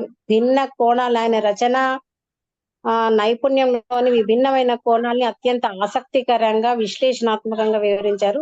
సార్ వాగ్జరి ఎప్పుడు అద్భుతమే మేడం, చాలా చక్కగా తెలియజేస్తుంటారు. కాకపోతే నేను బయట ఉన్నాను మేడం, అందుకే ఫేస్బుక్ రావట్లేదు నేను. ఓకే మేడం, అందరికీ ధన్యవాదాలు. సార్కి మరోసారి అభినందనలు. నమస్తే మేడం. ధన్యవాదాలండి రాధిక గారు. కృష్ణవేణి పరాంకుశం మీరు చెప్పండి, మీరు దాకా చెప్పడానికి. నమస్తే అండి. తెలుగు సాహితీవనం అందరికీ నమస్కారం. ఎస్పెషలీ సంపత్ గారికి. ఈ మర్చెంట్ ఆఫ్ వెనీస్ నేను చదివాను స్టోరీ. చాలా మంచి డ్రామాటికల్ గా చాలా బాగా ఉంటుంది. ఇంత పెద్ద స్టోరీని ఇంత షార్ట్ కట్ లో 1.5 hour లో చెప్పడం, అందులో ఏ విషయాన్ని మిస్ అవ్వకుండా చాలా చక్కగా చెప్పారు. ఇందులో అన్ని పాత్రలు చాలా హార్ట్ టచ్ గా ఉంటాయి. ఎస్పెషలీ షైలాక్ పాత్ర, ఒక పగ, ప్రతీకారం, అవకాశవాదం ఎలా ఉంటుంది అనేది ఈ పాత్ర ద్వారా చాలా చక్కగా మనకి షేక్స్పియర్ గారు చూపిస్తారు. ఇలాంటి మంచి పుస్తకాన్ని విశ్లేషణగా తెలుసుకోవడం చాలా సంతోషంగా అనిపిస్తుంది. మరిన్ని పుస్తకాలతో ఇలా సాహితీవనంలో విశ్లేషణ జరగాలని కోరుకుంటున్నాను. ధన్యవాదాలు. ధన్యవాదాలండి కృష్ణవేణి గారు. నెక్స్ట్ ఎవరండి? ఇంకా ఉన్నారు కదా, ఉషా గారు ఉన్నారు, చింతారాంబాబు, నెక్స్ట్ చాలా పేర్లు ఉన్నాయి, సునంద ఉర్మిళ గారు. నమస్తే మేడం, నేను ఉషారాణి అండి. ఓకే చెప్పండి. నమస్తే మేడం. ఒక క్లాస్ రూమ్ లోకి పిల్లలందరూ గోల ఉన్నప్పుడు వెళ్ళినప్పుడు లోపలికి పోగానే సారు చెప్తా ఉంటే ఎవ్వరు పట్టించుకోరు. తర్వాత వాళ్ళని ఇట్లా ఏమంటారు, ఒక మాయలోకి తీసుకెళ్ళి అద్భుతమైన కథను వినిపిస్తా ఉంటే ఎంత కొమ్ములు తిరిగి అల్లరి చేసేవాడైనా కామ్గా కూర్చొని మొత్తం వింటాడు. అయితే ఇక్కడ సంపత్ సార్ ఆ మాయ చేశారు, మొత్తం మాయ చేసి మమ్మల్ని అందరినీ అట్లా కూర్చోబెట్టి మొత్తం లెసన్ వినిపించింది అన్నట్టు. సార్కి నిజంగా అభినందనలు. గొప్ప ఇమేజెస్ ని కూడా చాలా అద్భుతంగా వర్ణించారు. నాకు బాగా అనిపించింది. సగంలో జాయిన్ అయినాను కానీ నేను నాకు మాత్రం బాగా అనిపించింది. మళ్ళీ ఫస్ట్ నుంచి రికార్డింగ్ ఉంటే వినాలి ఖచ్చితంగా. అభినందనలు సంపత్ సార్ మీకు. ధన్యవాదాలు మేడం. ఇంకా ఎవరు? చింతారాంబాబు. అందరూ ఒక్కొక్క మీ అభిప్రాయాలు చెప్పండి. ఎవరు? నక్క హరికృష్ణ. ఓకే హరికృష్ణ గారు చెప్పండి. మాట్లాడచ్చు మేడం? మాట్లాడండి. Thank you madam. నా పేరు నక్క హరికృష్ణ. నేను బెల్లంకొండ సంపత్ కుమార్ సార్ స్టూడెంట్ నే. నేను స్టూడెంట్ నే, సార్ కి స్టూడెంట్ నే. అయితే ఈ కథ నేను చదువుకుంటున్నప్పుడు కూడా నాకు పాఠ్యాంశం లాగుంది. కాకపోతే అప్పటికి ఇప్పటికీ అనిపించే విషయం ఏంటంటే సార్ వచ్చేసి స్వతహాగా విమర్శకుడైన కథకుడు, విమర్శకుడు, కవి, రచయిత అన్ని. ఆయన కథల్ని విశ్లేషణ చేసే తీరు ఎట్లా ఉంటుందంటే మంత్రముగ్ధుల్ని చేస్తుంది ఎవరినైనా సరే. ఇక ఇప్పటికి నేను పూర్తి ప్రసంగం విన్నాను, మొదటి నుంచి విన్నాను. ఈ కథ అప్పటి కాలానికి సంబంధించిందే అయినా ఇప్పటి కాలానికి కూడా, అంటే ఆధునిక కాలం లోపల కూడా ఇప్పుడున్న పరిస్థితులకు కూడా దీన్ని అప్లై చేసుకోవచ్చు. ఎందుకంటే అందులో చూయించినటువంటి మనస్తత్వాలు బాహ్య ప్రపంచంలో మనకు అనేకం కనిపిస్తుంటాయి. అయితే దీన్ని సార్ చెప్తారు. సార్ కూడా ఈ ఈ ఈ కథ గురించి గతం లోపల కూడా ఒక మాట అన్నారు. ఎందుకంటే ఈ కథని ఈ కథని చెప్తూ అనేక విలువల్ని పిల్లలకు చెప్పొచ్చు హరి అని కూడా చెప్పారు. ఈ విలువల పరంగా సమాజానికి చాలా గొప్ప సందేశాన్ని ఇచ్చేటువంటి కథ ఇది. ఇంకా చెప్తూ ఉంటే కూడా ఏంటంటే మన కళ్ళ ముందు ఇందాక అన్నట్లుగానే మన కళ్ళ ముందు ఈ పాత్రలు కదులుతూ మన కళ్ళ ముందరనే మనం ఒక దృశ్య రూపం లాగా మనకు కనిపిస్తుంది అన్నట్టు. ఇప్పుడు వినడానికి చెవుల నుంచి వింటున్నప్పటికీ కూడా కానీ ఏదో చూస్తున్నట్టుగా అనిపిస్తుంది అన్నట్టు ఇది వినడం. సార్ చెప్పే విధానం కూడా, చెప్పే పద్ధతి కూడా అట్లా ఉంటుంది. నాకైతే చాలా గొప్ప ప్రసంగం ఇది. ధన్యవాదాలు. థ్యాంక్ యూ అండి. థ్యాంక్ యూ సో మచ్ అండి. చింతా నమస్తే మేడం రాంబాబు. గారు. నమస్తే మేడం గారు. తెలుగు సాహితీ వనం సభ్యులందరికీ నమస్కారం. ఈ రోజు సంపత్ కుమార్ గారి సమీక్ష నిజంగా కూడా ఒక దృశ్యమానం. నార్మల్ గా ఏంటంటే సమీక్ష అంటే వినటానికే ఉంటుంది, కానీ ఈయన ఆయన యొక్క సమీక్షని దృశ్యమానం చేశారు. అంటే మన కళ్ళ ముందే కనిపించేది ఆయన యొక్క విశ్లేషణ అంతా కూడా. ఇది అద్భుతం. ఇంకొక విషయం ఏంటంటే స్టార్టింగ్ లో షేక్స్పియర్ కోసం ఆయనకి ఉన్న పదాల కోసం, ఆ హిస్టరీ కోసం అద్భుతంగా విశ్లేషించారు. అంటే ఒక బుక్ ముందు పేజీ తర్వాత ఆయన విశ్లేషణ అద్భుతం అండి. నిజంగా కూడా ఇంత చక్కని కార్యక్రమాన్ని నిర్వహిస్తున్న మీకు, అంటే తెలుగు సాహితీ వనం సభ్యులకు, సంపత్ కుమార్ గారికి ఇంత చక్కని కార్యక్రమాన్ని అద్భుతంగా విశ్లేషించి దృశ్యమానం చేసిన వారికి ప్రత్యేక ధన్యవాదాలు. Thank you sir. Thank you very much. ధన్యవాదాలండి రాంబాబు గారు. తర్వాత ఎవరు? ఇంకా ఉర్మిళ గారు, మీరేమన్నా చెప్పగలరా? నెక్స్ట్ ఎవరు?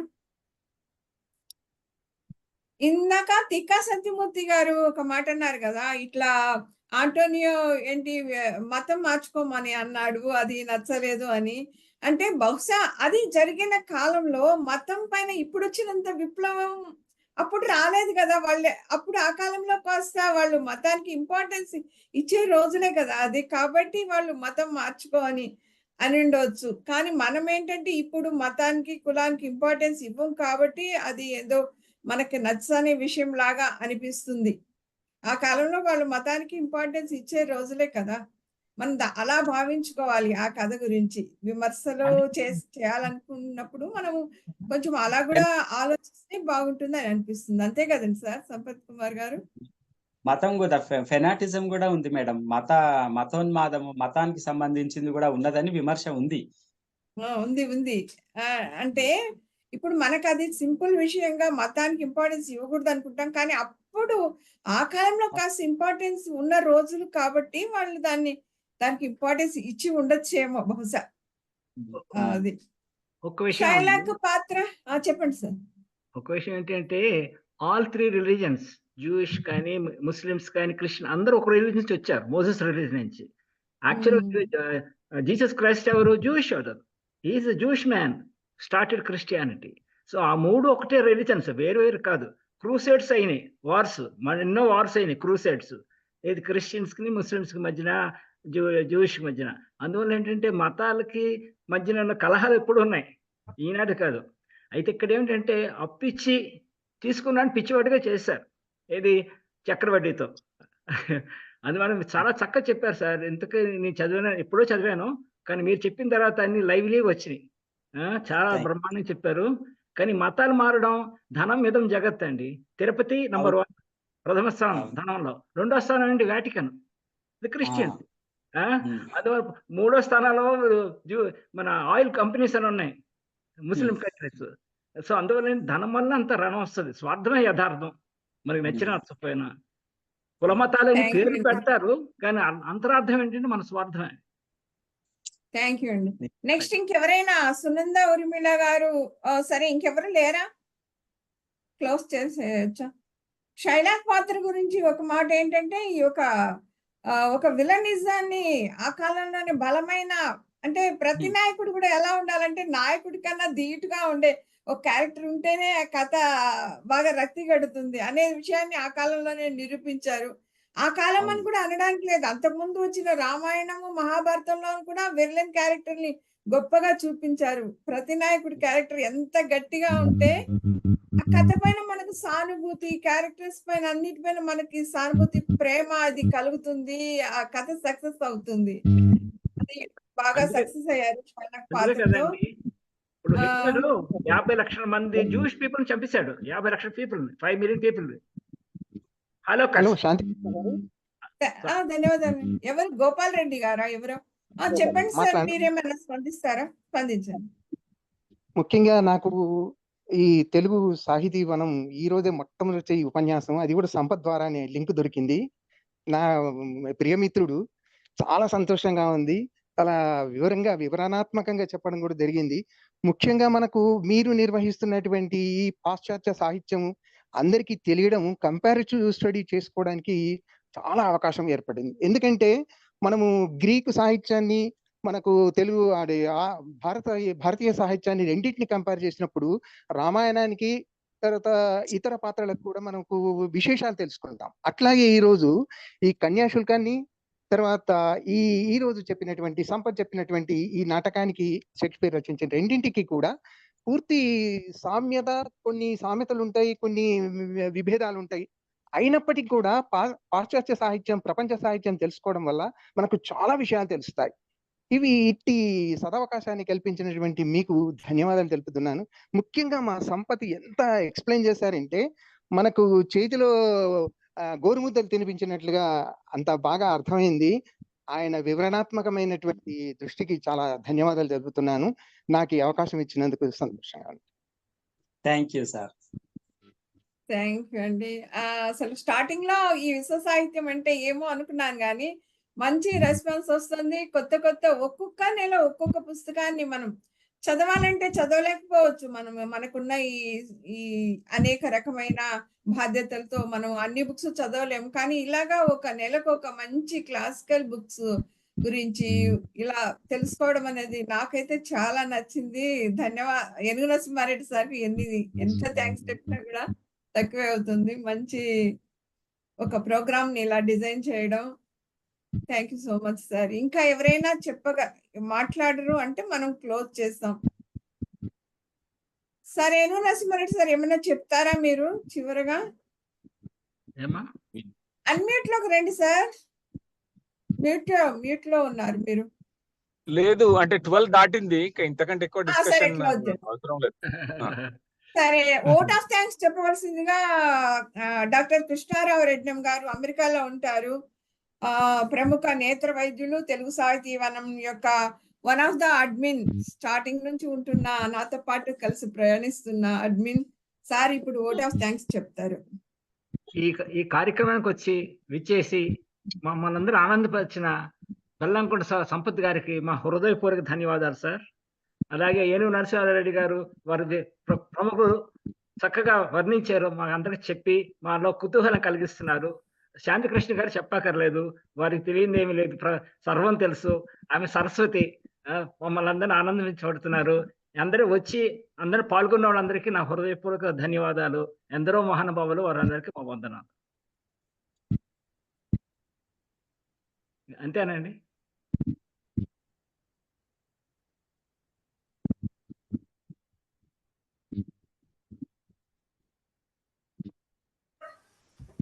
నేను రికార్డింగ్ పాజ్ చేస్తున్నా మేడం. మీరు ఓట్ ఆఫ్ థ్యాంక్స్ చెప్పండి, క్లోజ్ చేద్దాం. అందరికీ హృదయపూర్వక